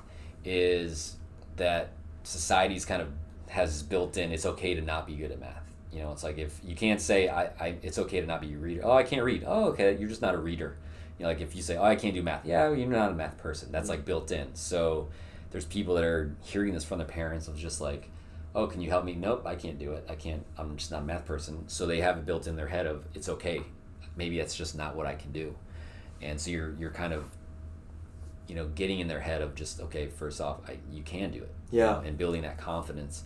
So getting those like little victories of, you know what, you believe in yourself, or you know, you're willing to try it. You know, so I'm sure there's people that come in here that's the first step, is not just, you know, kick their butts, but it's like, okay, let's show you success and say, look, we're going to start out at where you're at, but we're going to show you success, because when you see the success, you're going to believe in yourself and then keep going. Foundation. Yeah, like I'm not going to throw kids like, well, this kid's, you know, low level like test score, and he has trouble with the basic facts, and all right, let me throw some high level stuff at you, and then you're going to fail, and then you're going to be like, no.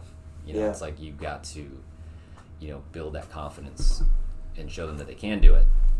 and open that door. And so when you've got those couple kids that come in and you can already tell from day one they're not having it, and then you look back now and you're like, you know what, they might not be getting straight A's right now in your class, but they've come a long way of now they're willing to push and they're willing to try some things that they weren't willing to at the beginning of the year. That's awesome. That's ultimately what it's about, and I'm sure you do a great job with the teaching. And I don't know, I can't help but think, I've seen some pictures and video of how you tie your class in with some of these OCR races, and you wear a lot of your OCR shirts to school, right? You wear a lot of your OCR? Am I allowed to say that? Yeah, on Fridays. Okay, yeah. on Fridays when it's allowed. But they all know that you run races, right? Yeah. They know that's a big part of your life, and I think that's leading by example, which is the other side. It's like, I don't know, I think there is something about the traditional fitness being disrupted right now. And there's a lot of different ways, and not just even in fitness and health, but in every industry. It's like things are getting disrupted. That's what I feel like. And fitness and health and wellness is one of those, and OCR and Ninja Warrior and all these other different modalities are providing an opportunity for people to get healthy and fit, and in a lot of cases aren't necessarily spending a lot of time in a commercial traditional gym. Mm-hmm.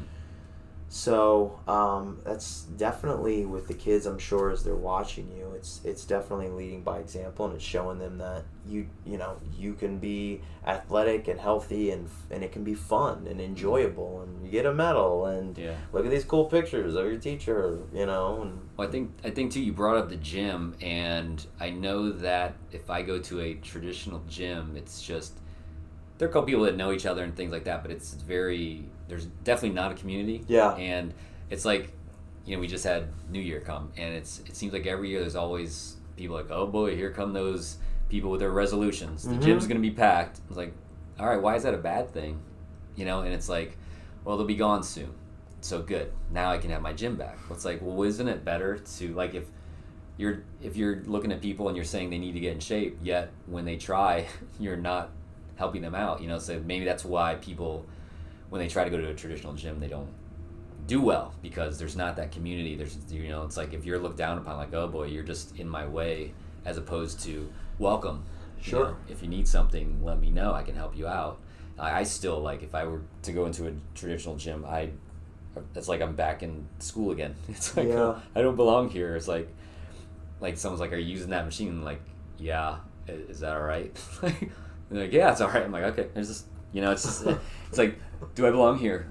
Like, I have a membership. Well, I don't know. I think it's just a different vibe. I'm not here to say which one works better than the other, but I think what we've tried to do is take all the guesswork out of it. And I have to say, you're right on the money with that. And if a client comes in here, as long as they have a desire to want to get better, that's all that they need, and they're ready to work.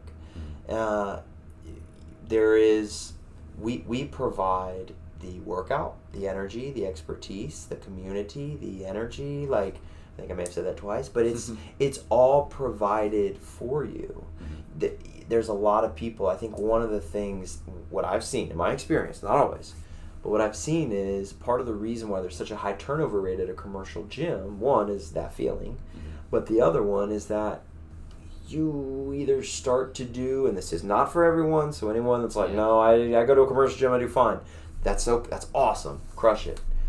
But either you're doing the same routines over and over and over again, and you're not progressing, and you're hitting some plateaus, or you really don't know what you're doing in the gym, or if you're working out by yourself, you really can't push yourself like you can, and it becomes very one-dimensional.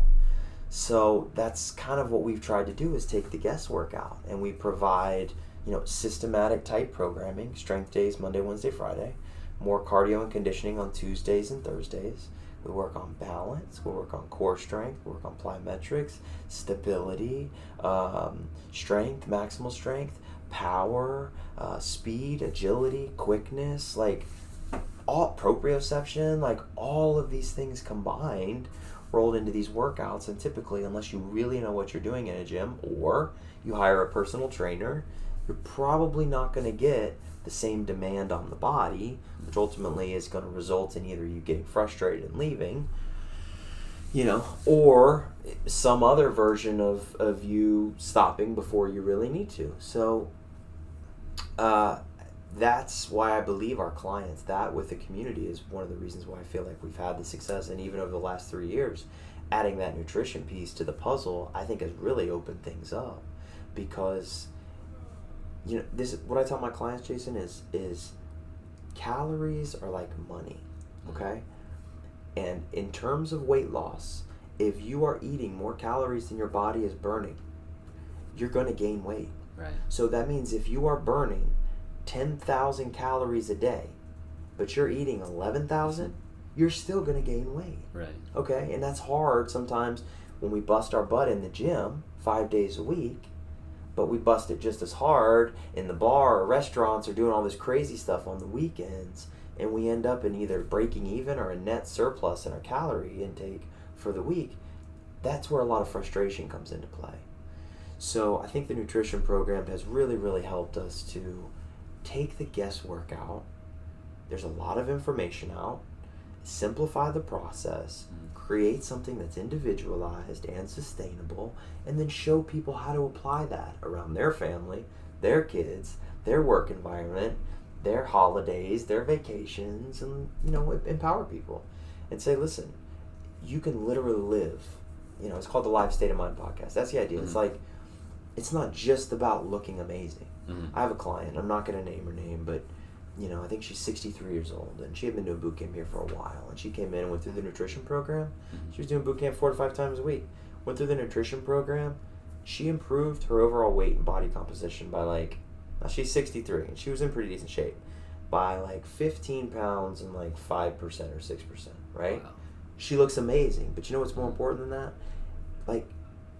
Her going on 50-mile bike rides on Saturday and Sunday. Her going on a vacation and, working in a workout with her and her significant other. Leading by example out on the floor and showing people parts of the nutrition, holding people accountable, and literally living. And that's what putting the right things into your body and exercising and surrounding yourself with good people can afford you the opportunity to do. It's not just about looking amazing. It's about living. Right. It's about enjoying life. Go run. Go do a 10-mile race. Go bike. Go do an OCR. Enjoy life. We're designed to move, right? Yeah, that's the awesome. Game, man. That's great. I'm going to ask you a technical question now. Oh, put you on the spot because, this is probably going to sound like a really softball for you, but it's just something. Well, I'm going to be the first to tell you if I don't know. I think Okay. That's what makes me hopefully a good trainer, but I say I don't know. So when you're talking about nutrition and people, you talk about the eating 11,000 calories Yes. and burning 10,000. Yes. So I've heard people say, you're not eating enough when you're working out. How does that factor in? Or when do you know, if you're at is it because you're at a too big of a deficit where you're not able to perform, or I don't know. It may be a dumb question, but I've just heard people say. Have you ever seen any obese people in Kenya on any of those things, in the infomercials? No. They're all starving. Right. There was a train. Does that make sense what I just said to you? Do you see the application of that? Not they're yet. Drastically under eating. Okay. Is my point, Mm-hmm. right? And I'll tie that up right now because that sounded way out of right field. But that's a good example because there is this train of thought. Well, actually, let me even go back further. Fat loss and weight loss is typically performed when we are eating fewer calories, right, than we are burning. All right? So that means if you're burning 2,500 calories, your body normally burns calories. It's called a basal metabolic rate. So whatever your basal metabolic rate is, plus whatever your activity level is. If you sit at a desk all day and you work out none, your total overall calorie burn would be a lot less than someone who maybe worked out on the farm and exercised 3 times a week. Do you see the difference? Yep. Okay. So our goal for weight loss is to create a deficit off the total number of calories that is burned. We want to find a sweet spot, okay? Because while we do want actual fat loss and weight loss, we also want to make sure we have a healthy relationship with food, all right? And we also want to make sure that we're ideally targeting as much of the fat as we can, all right? If we create too big of a deficit, a couple things can happen, right? So let's say it's 2,500. Our brain sometimes goes, oh, well, if I eat 2,200 calories, that's a 300 calorie deficit, so I'll burn some, or I'll lose some weight or fat. Mm-hmm. But if I take in 1,800 calories, then I'll really be losing. If I take in 1,000, even more, right? Right. But there is a little bit of a law of diminishing returns there, where a couple things can happen. One, if we undereat too much, it starts pulling out the lean mass and the lean muscle. The other thing is that if we're looking for a healthy relationship with food and a balanced approach, sometimes starving ourselves leads us to binge eat.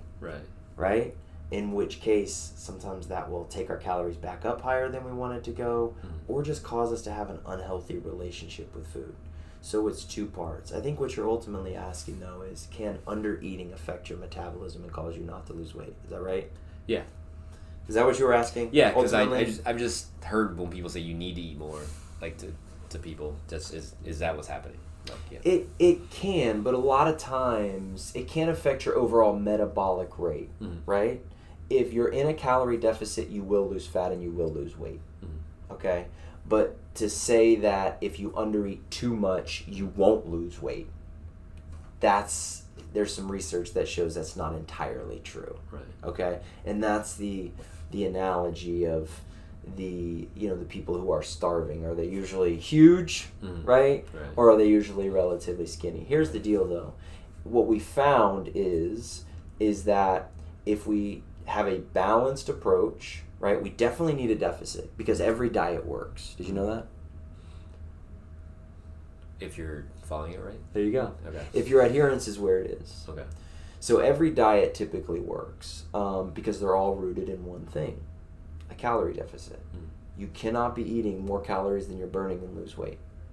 If you are, watch this, and this is what happens typically for a lot of people who think that they are under eating. If you create a big deficit, let's say you're at 1,000 calories, right? You have 1,000 calorie deficit for a few days. And is that the alarm? If you have 1,000 calories a day for a few days, right? And then on the weekends, let's say for 4 or 5 days, and then on the weekends you bomb it out, your net calories for the week would actually either be at break even or at a surplus. All right.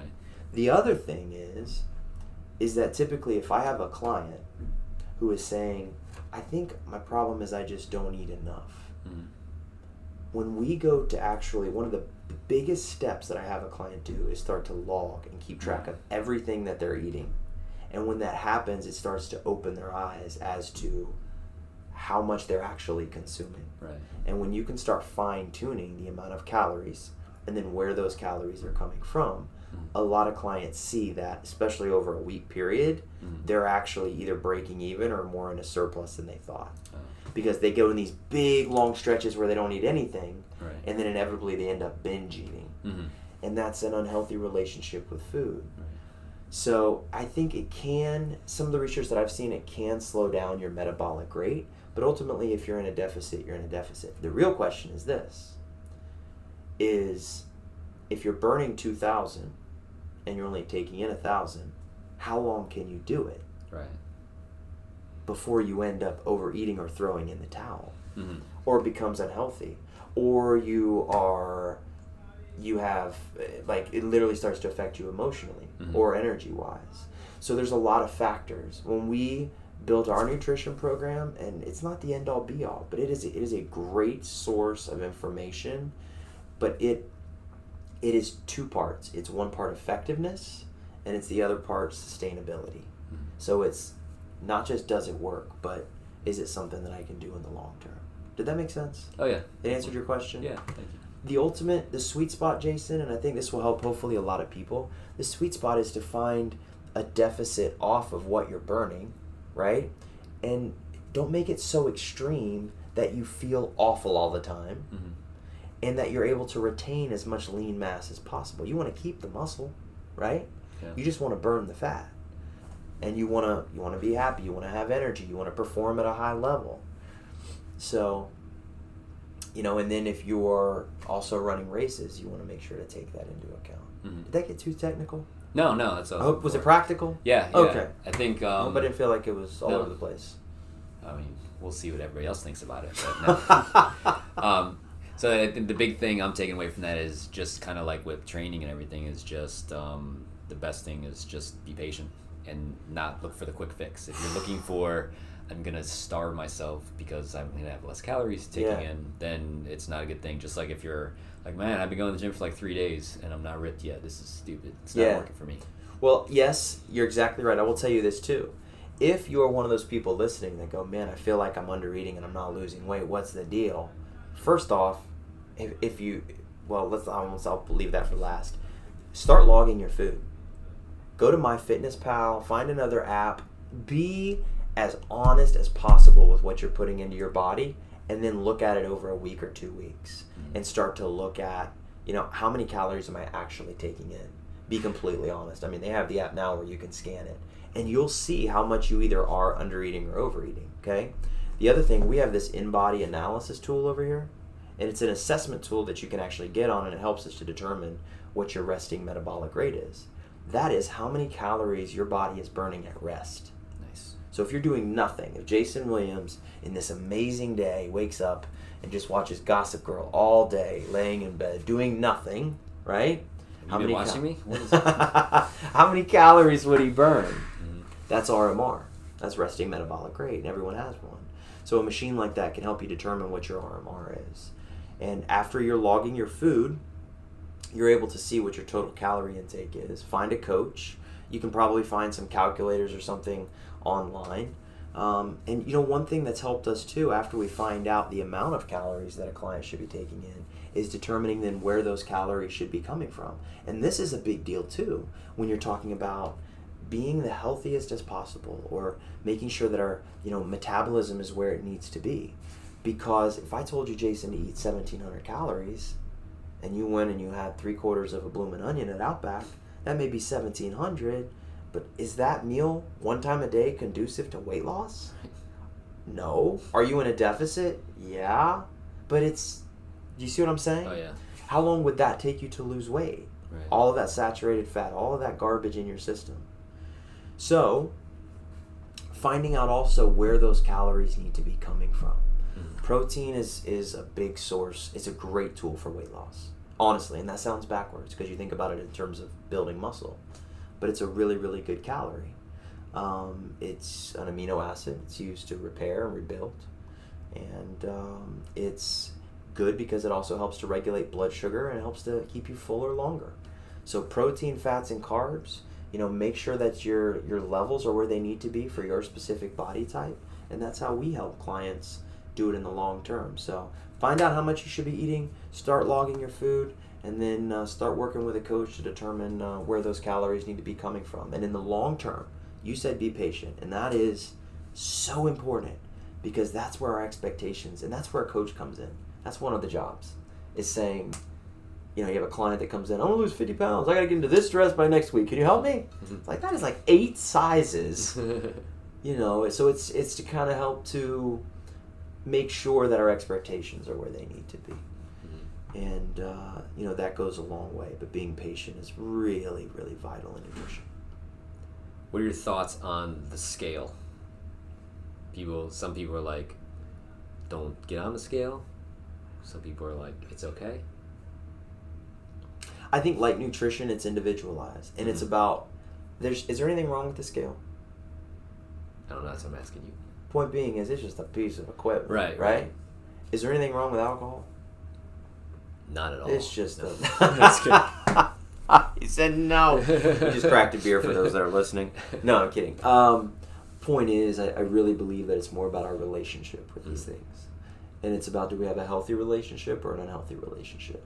If we are obsessed with the scale, jumping on it every 5 minutes, that's a problem. If we're jumping on it once every 6 weeks, like our coach asks us to, then okay. But ultimately, it's only one metric.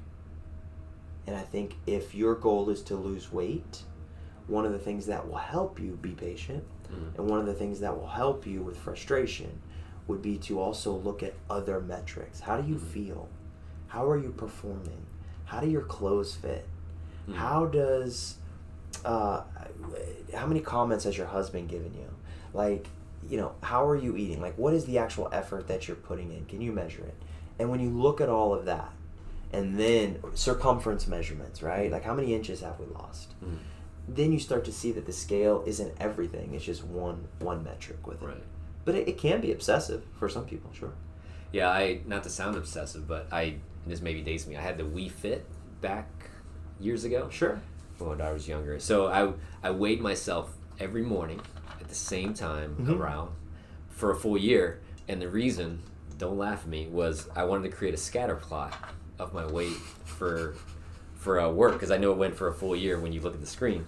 So I did that. Explain a scatter plot. So a scatter plot is basically, in real life you don't always have a straight line, but you can see a trend. Right. And what I've found from that, and it was math related at the beginning, but then it really helped me when I was losing weight, was that some days you go up, some days you go down. But if you like, oh man, I gained this much from yesterday to today, it's not a big deal when you look at the overall trend. Like I could pull back on the month and see I was trending down. But if you zoom in, there's a couple of days where you went up. And I think maybe if people look at that one day and just say, oh, this isn't working, when it's just, and I'm math teacher side, I'm big on patterns. I would start to know exactly when those things would happen, just basically seeing the pattern of how I worked, And so I'm like, okay, well, this is going to jump, and this is the way it happens, but it's not like I've done anything wrong. It's just, I don't know, it's just the way my body was working, where I could see a trend. Like overall, during the month, I would say I'd be down, like, say, 1.5 pounds or something like that. I don't remember what it was exactly, but I could see, like, you zoom in, up and down, but the overall. But that's the trend. game, and that's the game, is the trends, right? And that's why it's more about long term than short term, right? And if you're an impatient person, if you're just looking at this from day to day, you might say, "Man, I worked hard. I thought I ate less, and I worked out, and I didn't go down as much as I thought today." Yes. And then you'd fall off. But then if you would have kept with it, the trend would have continued. And let me tell you something. You can be doing all the right things, and it's still going to fluctuate based on the meal you had at night or the amount of fluids that you had the day before, up, down, up. And that's why trends is the best route to go, because it can be frustrating, to your point. 100%, dude. You've got that picture outside that I was looking at before I came in here, where it's like two people with the same weight, same height. Yes. And just showing how, that weight isn't the end all be all. No, and that's why, body composition can also help. And not everyone does body composition. We do body composition. It tells a lot. If you're 150 pounds and you are 10% body fat, you're going to look a lot drastically different than someone that's 150 pounds and 25% body fat. Right. And, the more muscle that we have, the better our metabolism is, the more durable we are, the better we feel, the better we look, the better our clothes fit.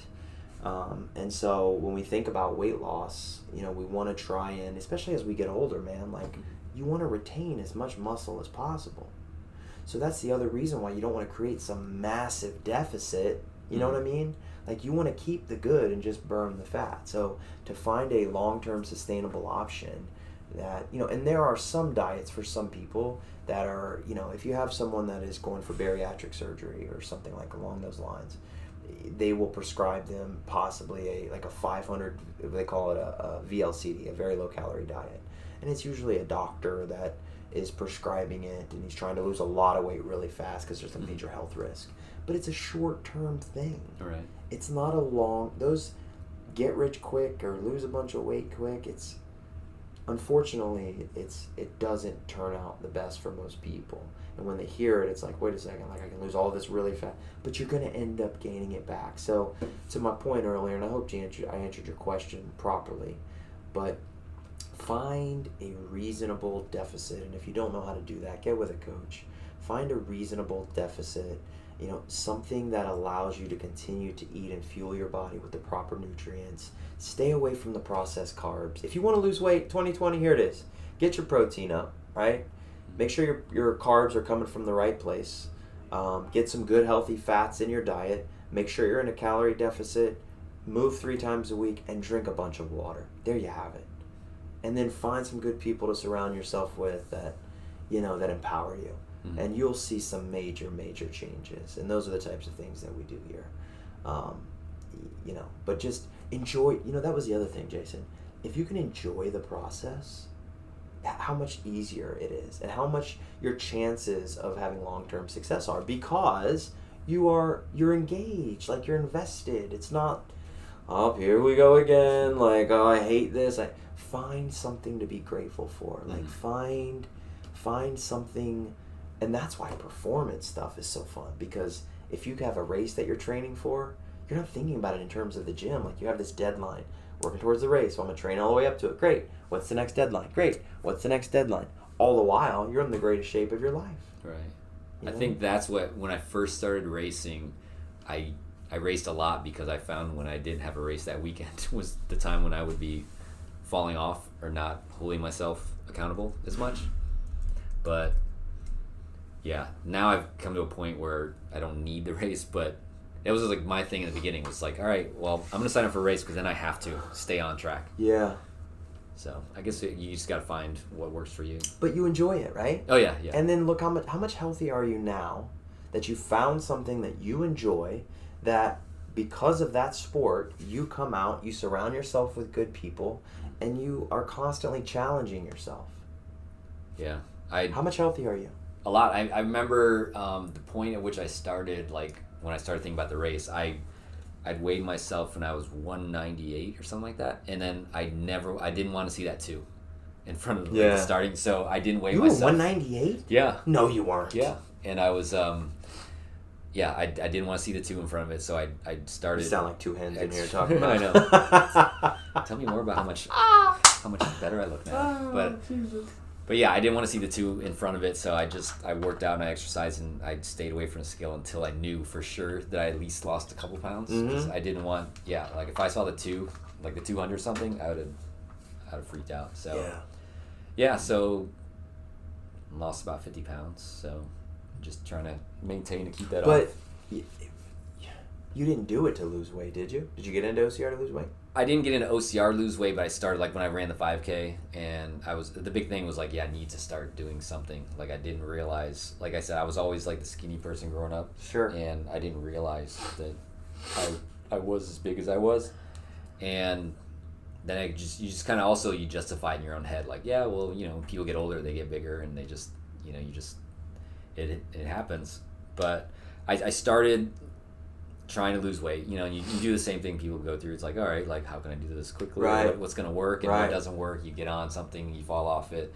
And then just once I started enjoying the racing and just wanting to do more and find myself wanting to exercise to get better instead of focusing on, the weight loss or whatever, it's just, that I think changed everything. Where it was like my focus wasn't on just the number on the scale. I'll tell you this, in regards to on the nutrition side, because you're right on the money with that. And I think the cool part is are you still jumping on a scale? Yeah. You jump on a scale occasionally? Yeah. Just to keep yourself in check? I've got a scale that gives me lots of numbers, and I like numbers, like data. And I don't know how accurate they are, but at least I can track them. But you just monitor where your weight is. Okay. Yeah. But from the nutrition point, if I've learned to be what I saw this term, and I'm going to steal it, but a nutritional agnostic. So what scares me is someone saying like, this is it, this is the end all be all, you must be like this, and here's why, and if you're not like this, you're an idiot. Well, that goes back to what we were talking about earlier, like being able to disagree and not divide, right? So it's about finding, those are metals, by the way, that I keep clanking into, but it's about on purpose. So you guys, sorry, these are all the things It's that OCR World Championship medal we talked about earlier. Sorry, I keep those. I have seen multiple podcasts where you have 2 PhD doctors. They each have 16 years total of schooling between the 2 of them, with years of experience arguing points about the human body and food and its relationship with the body. Like, at some point, there are some non-negotiables about things that we know. And then some of the rest of it is individualized. If you're doing a keto diet and you are crushing it, keep crushing it. Right. If someone is not doing a keto diet, quit trying to convert them. Yeah. You know what I mean? It may not work for someone else. That is it's an extreme measure for some people. Mm-hmm. For some people it works great, especially an endomorph, like who has a low tolerance for carbs already. But if you're, a vegetarian, or right now, the Game Changers documentary is out, and being a vegan, like that's all big deal.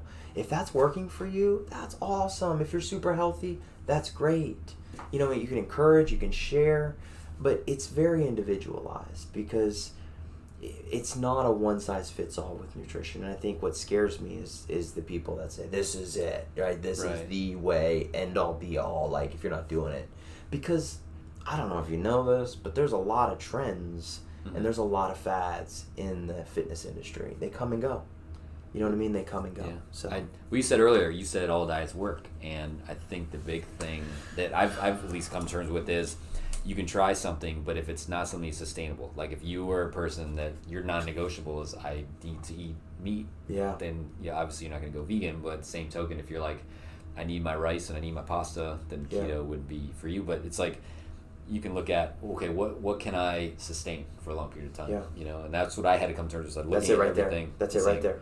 What am I going to a month down the road still be able to do, instead of or am I just trying to do this for a short amount of time? Exactly. So if you're crushing it for a month, but Brittany wants to break up with you because you're so mean to her because you're agitated all the time. Right. You see what I'm saying? You don't have any energy, but you're losing weight, and you're not performing well, but you're losing weight. You start to weigh it out, and you go like, okay, the juice really isn't worth the squeeze here, because while I am losing weight, I'm watching all these people eat all these foods and I feel miserable. So you have to take into account quality of life. And if your quality of life is not affected by being a vegan or being in keto or being in any of these other diets, and it's adding value and you're crushing it and losing weight, keep going. Do your thing. It's not, who am I to say anything different? What we try and do is identify teaching people how to have a healthy relationship with food, identifying specifically for them, their body type, what we believe the amount of calories and where those calories should be coming from. That's our goal. So it's very individualized. 100%. 100%. Don't break up with me, Brittany. What's funny that you mentioned her, because she kind of opened my eyes recently as far as food, because my idea was, and I'm sure you've heard this from people, like, oh, why do you work out so much? Oh, so I can eat what I want to eat. Yeah. And that was my thing. Is like, okay, I'll just that's true for some people. Burn more calories so I can eat that horrible food. And my diet wasn't the best, but she's kind of opened my eyes of, there's times where you can eat certain things, but you got to work it in. So it's like you're not depriving yourself of everything, but you're going to be smart about it, and you're going to say, okay, well, how we're talking about the weak things, like you're not going to eat these horrible things at this time because it's not going to, I don't even know if I'm using this correctly, but just, your calories aren't working this time. Here's the deal. This, from a specific timing perspective, when you look at nutrients, there's really not a specific timing. You can go either way. I'm sure there's someone that's going to be yelling at this if we have one person that's listening. But he or she, protein and fat, it doesn't really, I don't want to say it doesn't matter, but you can have those really at any time of the day. The carbs is where you need to look at what kind they are from a state of process, and then when you're eating them. So where are they coming from and when you're eating them? And that's the one thing. That's our fuel, And so if we're not exercising and we're not working out, we really have to be mindful, and our activity level is low. We need to really, really watch where those processed carbs are coming in, right? Whereas, and this is all depending on body type and individual, but whereas with someone who's super, super active, you can build in some of those processed carbs around your activity level, and it's not a problem. So, but it's a complicated issue, the nutrition. So there's one of the reasons is there's so much information. So if we can take a client when they come in here who's been crushing it out there, and they're super invested in the training, and they come in here after a few months, and we start working on those nutritional habits, they seem to do really, really well, not only in the short term but in the long term, and that's our ultimate goal. So we've enjoyed it, man. It's been a blast. Good. Taking clients through that and watching them change. So I have a question for you. Okay. clients. I was thinking about I'm trying to kind of parallel you coaching people versus me teaching people. Okay. And I found that during the year when I'm teaching, I Yeah. feel like I've got the bar set, and I'm just always pushing. I'm like, oh man, we need to be doing better. We needed to be doing better, and I don't think I'm ever doing enough. Then when I run into the students later on, like I see them later, I'm like, oh man, we did really good things. But in the moment, like I'm always like, man, I wish I could be doing better. I'm always maybe my own worst critic is like, I wish I could do more for them, and I don't think I'm doing enough. But then when I step back, I'm like, I can then celebrate. Do you find yourself when you're working with people, like you're harder on yourself than maybe when you're 100%. working? Yeah. 100. Well, yeah. I am constantly looking at making sure, like I take my personal training clients very serious, and that is something that I always want to make sure that I'm giving the absolute best. I always try to remember where I came from, and the fact that people are coming and saying, "Hey, I want you to help me improve my health and wellness." Based on where I feel like I've come from, or I know where I've come from, like that's a huge deal to me. So I'm constantly my own worst critic with, oh yes, we need to make sure that, my biggest thing is identifying what we're trying to do when I have a client. I heard this term and this phrase called familiarity breeds disrespect. And I never wanted to feel like sometimes you can get in our business, like whether it's too close, not necessarily too close to a client because it's a personal thing, but you don't want to ever get so comfortable around a client that you forget that they're paying you for a service. Right? So it's a little different than the teacher and the child. But at the same time, we both have a responsibility to do the absolute best.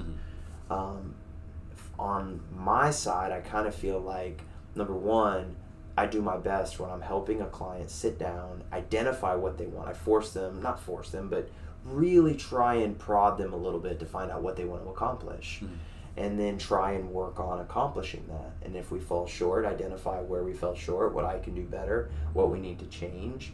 But I'm constantly having, meetings and talking to clients saying, okay, what are we now going to try and accomplish to avoid that specific situation? For me too, I think finding ways to measure our success helps me determine if I'm doing a good job.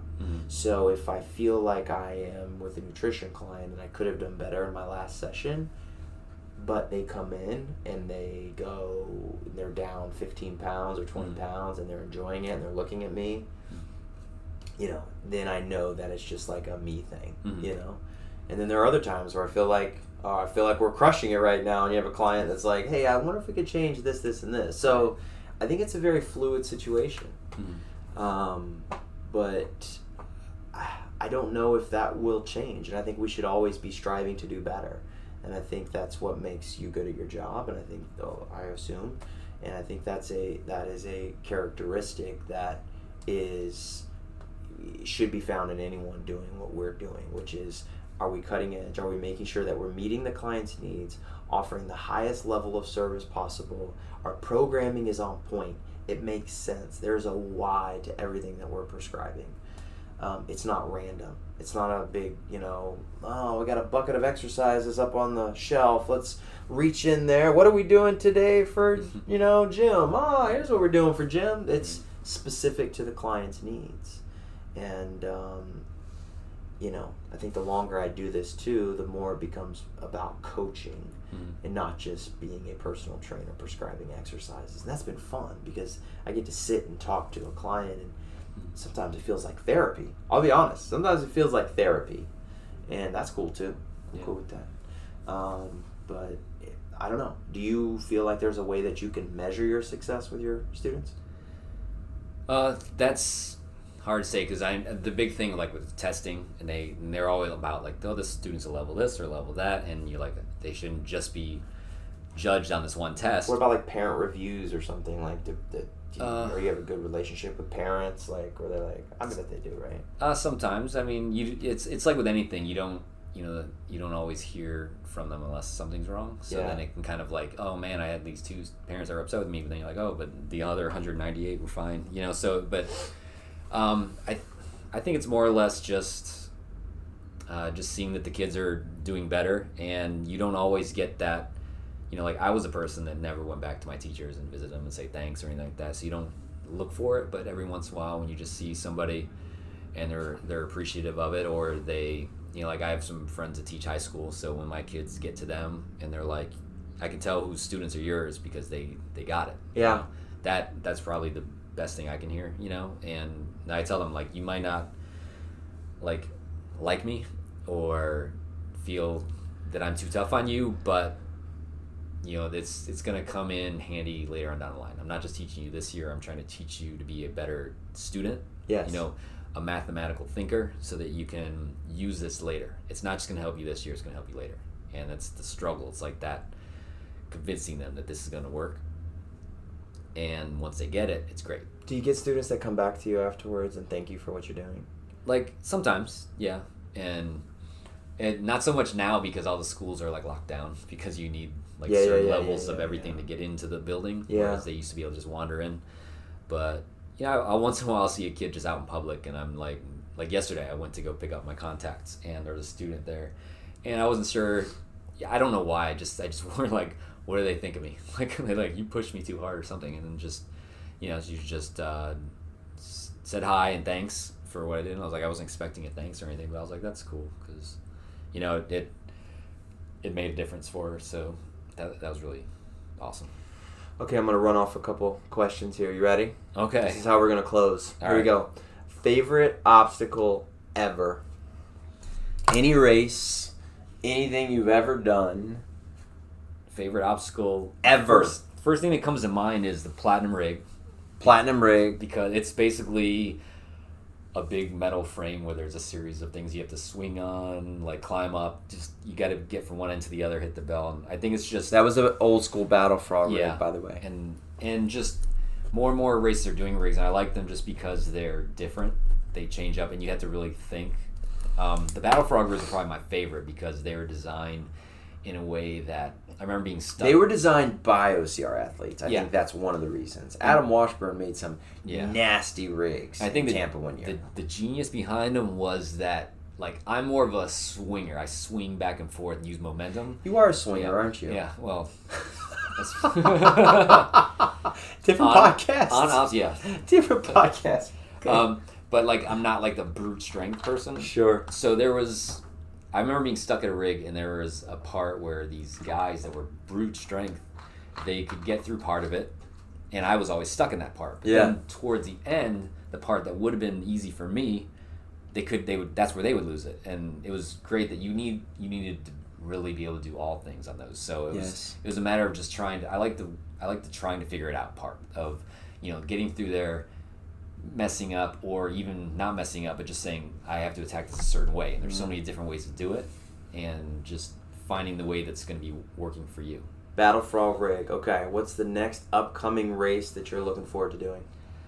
I'm going to be doing a new race, which is like the Fit Challenge. It's Okay. new for me. It's not new, but it's in Rhode Island in March, and it's like the Mud Run Guide. Like, they do the awards every year. Yes. This is like won the best small race like 4 years in a row.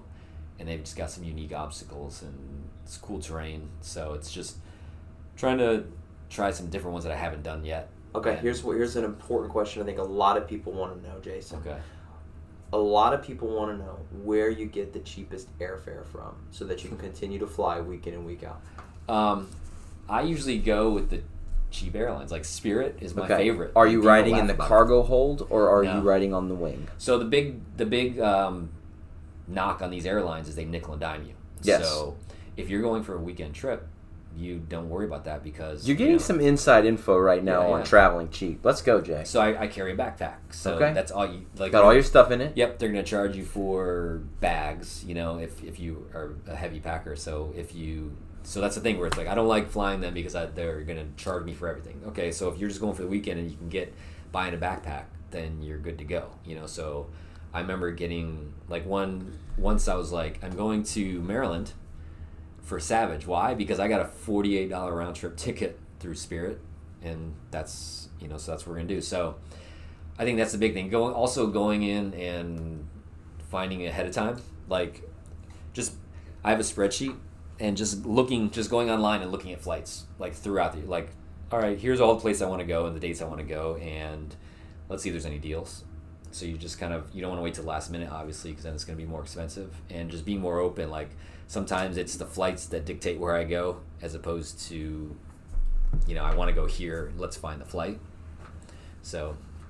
That's a good nugget there. Yeah. That was a good piece of knowledge. So, I didn't even tell you we were going to do this, but I think one of the things that we're going to do on this podcast, since we are a gym, that it has to be some type of physical challenge that's here in this room, okay? So here's what we're going to do. I'm going to move this chair out of the way, and we're going to go 60 seconds, as many push-ups as you can do. You in on it?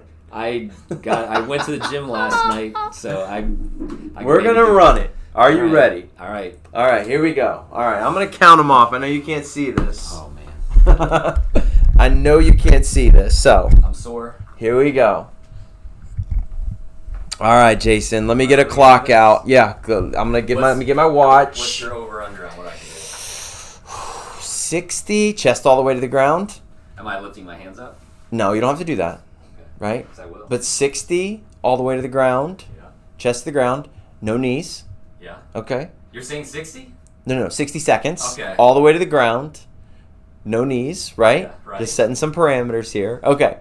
And I'm going to guess 25 to 30. Okay. I'll go 30. I'll go 30. Okay. All right, let's set our watch here. This is like the worst thing you could do on a podcast is do something visual. Here we are. So I'm going to have to... here we go. Okay, hang on just a second. Yep, here we go. All right, Jason.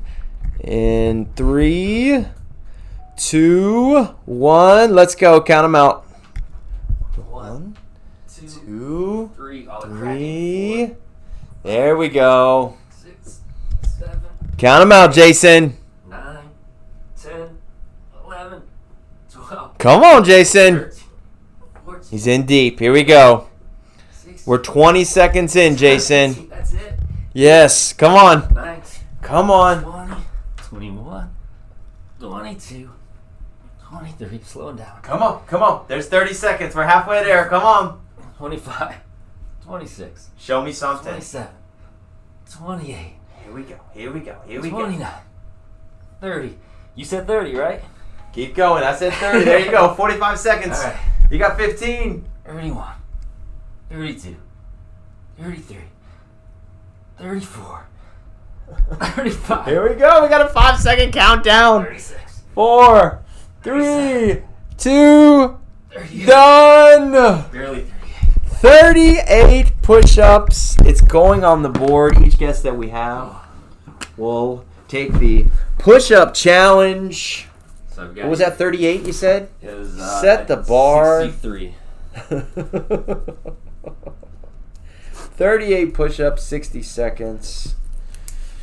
I did work out chest last night. Oh, okay. Wow. We'll take that in. I don't think I could have gotten 38 otherwise.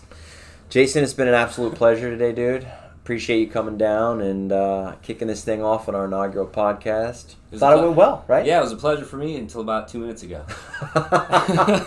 Well, hopefully you cool off in a little while, man. And this is episode 1 of the Live State of Mind podcast. Couldn't tell you when the next episode is going to be out, probably within the next couple of weeks, but we look forward to just continuing the mission, inspiring, educating, motivating, having some guests in here that are like-minded, and to be able to share and inspire others. That's our mission. So, Jason, thank you so much, sir. Thank you. I'm going to go lay down. Yeah, and we'll talk to you guys really soon.